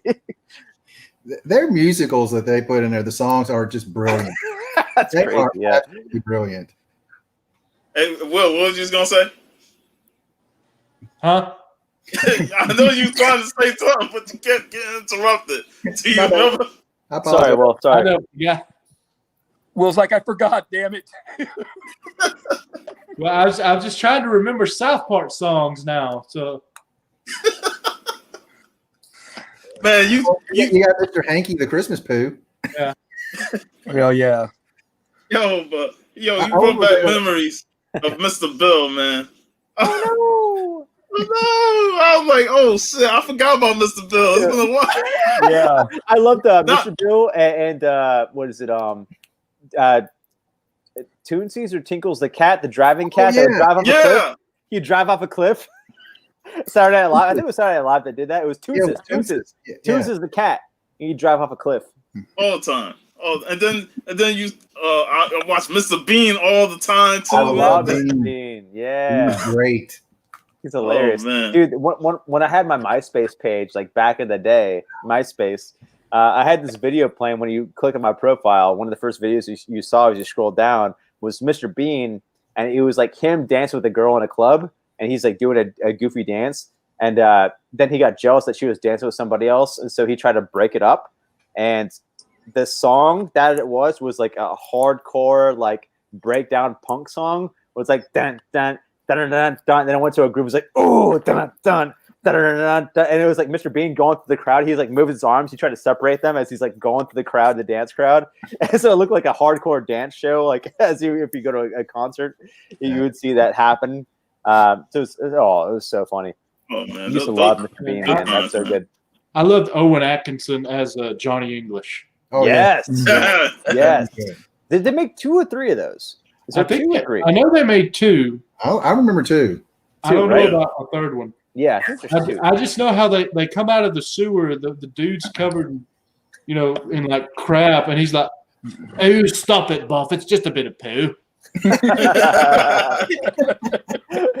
I like the movie too, Mr. Bean, where he messes up the Mona Lisa and he takes it home. He has it with him at home at the end of it. Oh I man. haven't seen Mr. Bean. Oh, hey. It's funny because he thinks that like waving the middle finger is like how you say hi in America. So whenever you see somebody, he's like flipping them off, and they're He's like, got this big smile on his face. yeah, he's smiling, flipping Hey. people off, and they're like, what is this guy? It's so And good. then I used to watch some Monty Python stuff. Oh you know. yes. It's just a flesh wound. It's Yeah. just a flesh wound. Yeah, he Holy fought that Grail damn. is the He best. got all Holy his Grail is arms the and best. legs. He says, "You ain't got Yeah. no arms or legs. I got my bloody teeth." The rabbit that attacks, the killer rabbit. Yeah. Yo, in junior high, I had a science class, and the teacher, we used to love going to that class because every Friday he's going to show us some movies or old stuff. So that's when he showed Monty Python. He showed Fist of the North Star. He showed Evil Dead. We watched Evil Dead up in there. Wow. Yo, we watched Street Fighter the anime movie, and we all falling when Chung Lee taking the shot. Like, oh, Great. yo, man, That's amazing. every That's the Friday- best teacher ever. Teacher of the year. Jesus. Oh, yeah. exactly. He was showing us stuff that we shouldn't be watching. But oh man, That You that was remember a good time. You remember the Monty Python skit where he got the parrot and he was taking it back to the store because it was dead? He's like, no, he's just resting. And the guy's like, no, he's dead. And he bangs it on the counter. No. He no longer exists. That reminds me of that episode of Martin when Gina froze the bird, Mama Bird. He's like, you killed Mama Bird. I thought of Dumb and Gina. Dumber. I thought of Dumb and Dumber. Like, Gina, pretty you just bird, always pretty scream her bird. name. He's got duct tape on his neck. And the dead bird. Pretty bird. Oh yeah. Oh shit, man, Dude, we having a blast. the Monty Python one, dude. Like when they had the world championship of hide and go seek, and so there's like the winner was like just a skeleton, just like there Oh, laying my around. gosh. Man, hey, When they were going with the cart through the town, bring out your dead, and they brought the dude out. He was still alive because I'm not dead left, but you bloody will be. I'm not dead yet. They left him on the card. They hit him. They left him on the card. All right. Will, you was gonna say something? yeah, I just gonna say, check this out. I got a message from eBay, right? This person sent me the buy it now price is $55. They sent me an offer for $35. I counter with $45. They sent me $40. I sent them $45 as my offer. They sent me another $40. I sent $45 as my offer. They're out of offers now. I just get this message from them. Hello, Big Will. I would really love to own these two books. In all honesty, I don't collect comics at all, but I'm a huge Space Ghost and Elvira fan. I'm not trying to lowball you at all and mean no disrespect in my offers. I would like to possibly come to an agreement on price. If interested, please message me back. Hope all is well. Stay safe and take care. And then he sends me a picture of some Space Ghost stuff that he has. There you go. 55. What do y'all think of that? Yeah, sell it. Now you know he likes him. Now it's more. Yeah, that's like, you know, But he didn't 45, give man. an offer. No, he didn't give an offer. It's 45, man. That's it. It's $40. That's $10 off. And Yeah, it's you can't shipped. beat that. It's shipped on eBay. oh, yeah. Send him a picture of you teabagging the stuff and say $10. Don't put the balls on the drums. Hey, by the way, if any of you guys are interested, I'll do 50 shipped. Or actually, no, I won't. I'll do 45 shipped for you if you want Space Ghost 1 and 5 Alex Ross. Ooh, Alex Oh. Ross covers. Dope. Both For both 9.6. of them? 1 and 5, right? Yeah, 1 and 5. For both of them? Yeah, 45 shipped for both of them. That's a Anyone steal, want- bro. That's a steal. Yeah, You can get it Oh, for one. at the freaking I can't- Yeah. I thought they were run books, but Yeah, that's it. Should be each. $45. Should be 45 each. Yeah, Should be if you 45 that, each, dude. if you that big of a diehard Space Ghost fan, Yeah. 9.6s Yeah, for that's $45. Yo, they already coming my way. That should be 45 each. That's crazy. Yeah. Hey, How are they going to lowball you on that? I say hell no. You blew it. For 45. okay. Yeah, dude, way I would better. rather Yeah. sell it to you for 45 than eBay. That way I can That's not a do it. deal. Can I get it for 25? Will, I love the Space Ghost. Can I get it for 25? I know we agreed on 45 just a second ago, but That's ridiculous, dude. 2 for 45. That's amazing. That's crazy, dude. I know. And they're offering, hey, 40. They're trying to get that $5 off, $10 off ship on eBay, and I'm like, really? Yeah, No, you no. should charge 45 If each. you Like, would have oh said yeah, new 45, I'm like, I'm good. 45. Here's the money. Let me get them books. yeah. Just give me your email and I'll PayPal you the 45. Yeah, say new price 100 for both. Ship. Yeah. Now let Daryl go on and sell it to him for 85. Yeah. More power to him. Man, my email's simple. It's bigwheelcomics@outlook.com. That's my email and that's my PayPal. And that's my eBay. Hey Puff, who was it was talking about when Jay and Silent Bob was singing the freaking Morris Day in the Time song, and he's singing it to that kid, and he was singing. He said, "If you don't pay me for that week, you're gonna oh." He goes, he goes, "That's the mother effing time, the greatest band." He goes, "They suck." That kid had him bent, boy. Yo, did you guys watch that new one? I haven't seen the new one. Yeah, I gotta see that. The best part. I hate to spoil it, but the best part of the new one is there's a cameo from the dude that was in "Don't Tell the Mom the Babysitter's Dead," like the son. You ever seen that movie? Yeah, Remember he's like, do the dishes, and he's like shooting the dishes with a gun, like like shooting the dishes. Like, dishes are done, man. And so like in the movie, in the new one, best part in my opinion is like he's like they're at a con, and he's like one of the people, the guests that are there. He comes out of the door and he's like, security. He's like, "Hey man, we're out of like Swedish fish." He's like, can you get more? He's like, "Yeah, I'll get more." And he looks at the camera. He's like, "The fishes are done, man." I was like, "Oh, the fishes are done." The dishes are done. So the dishes are done. I was like, "Ah." Yeah, you have to have seen that. You will Exactly. Yeah, I gotta see it. I mean, there's so many cameos in that movie. It's insane. Yeah, dude. Get your Chris Jericho on. That's right. Not the best scene, but it's hilarious. It is absolutely hilarious. Yeah, it's worth it. Man, that shit killed me, that Jay and Silent Bob. My boy said, "If you don't pay me, you're gonna oh." He was crying. Yeah, that kid would have walked out of there feeling pain after what he said. Oh my god. Come on, man. What you listening to that's better than The Time? Yo, Puff, I gotta show you this one. You ever listen to vaporwave stuff? I don't think I have. Vaporwave is like a genre that's like almost like 80s soul stuff sampled, like specifically. This one is more like hip hop, like bass stuff, but it's a group called Vape Error. Maniple is the album. I have the original on black vinyl, which is worth a good bit. This is the only album that I have that I bought 4 times over. So it must be that good. Here's the original, man. It's the black vinyl. Unfortunately, has a spinal split because they didn't ship it with the vinyl outside the jacket. So the mailman's rough with it and splits your jacket. So when you ship records, put them outside the jacket because it won't split your jacket. Unfortunately, the label did that, shipping like that. But so this one, they reissued it. Oh, that's cool. Nice blue. That is awesome. One. And then there's this one. See if I got that. I got these sitting sideways so they don't come out the top. This one is also super nice, man. This is like, it's clear also. You can't see, but when the light shines through, it's a clear turquoise. And then I got one more. This one. Nice splash. But yeah, dude, Vapor. This one, it's all instrumental. I'll send you the link to this because it's on eBay or it's on YouTube. Mana is what you call life in magic.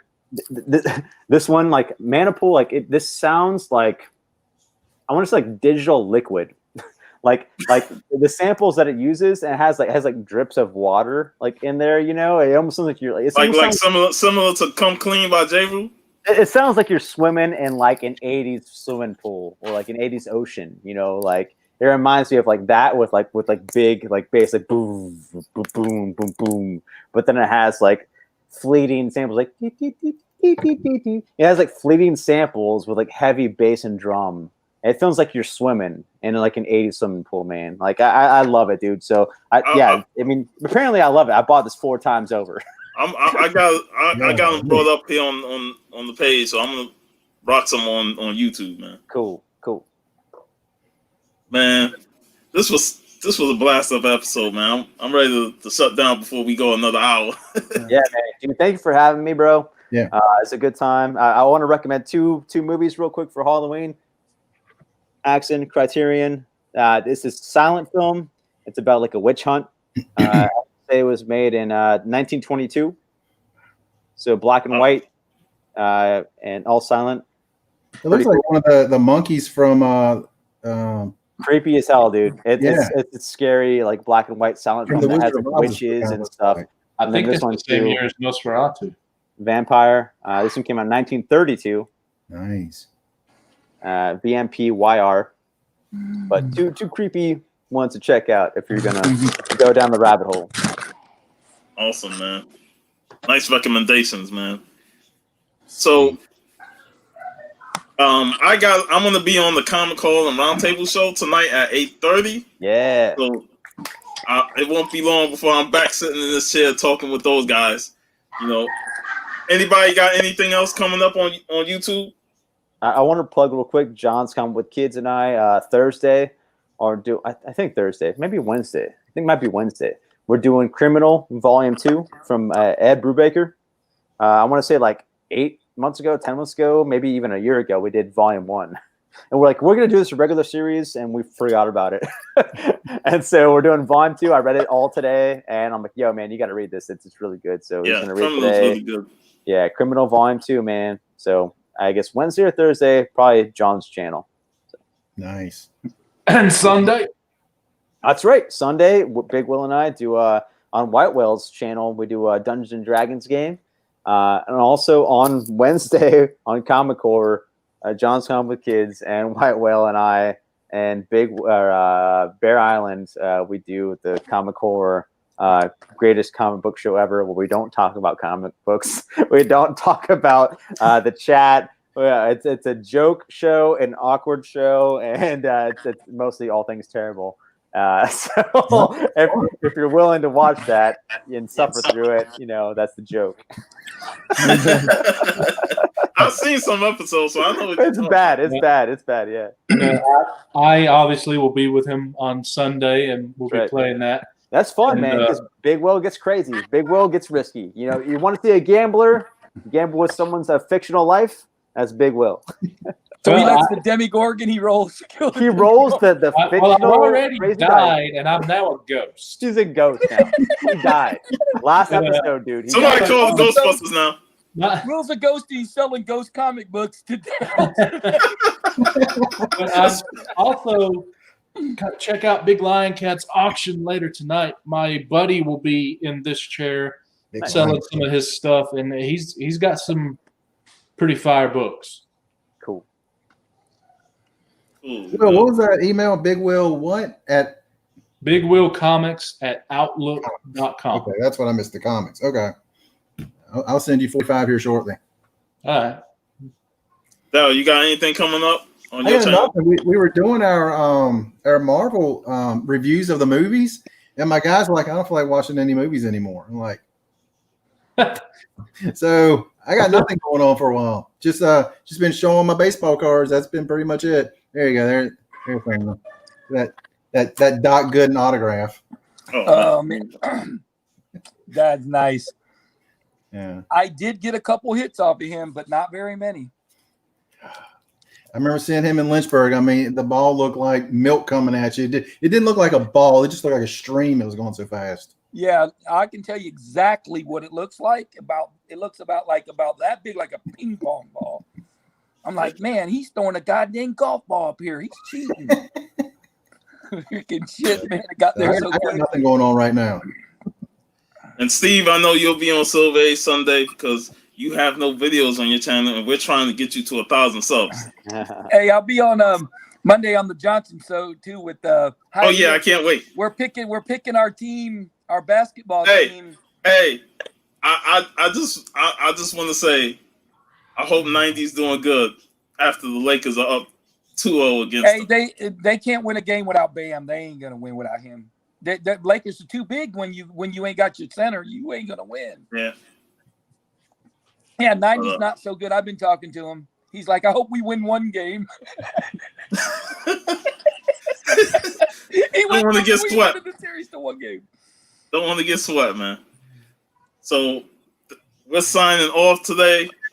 Everybody, hope you have an enjoyable rest of your weekend. Make sure you tune into all the shows that these guys are a part of. My hockey champions this week. Nice. And I'll show something too. Yep. Jason, you want to grab something to hold?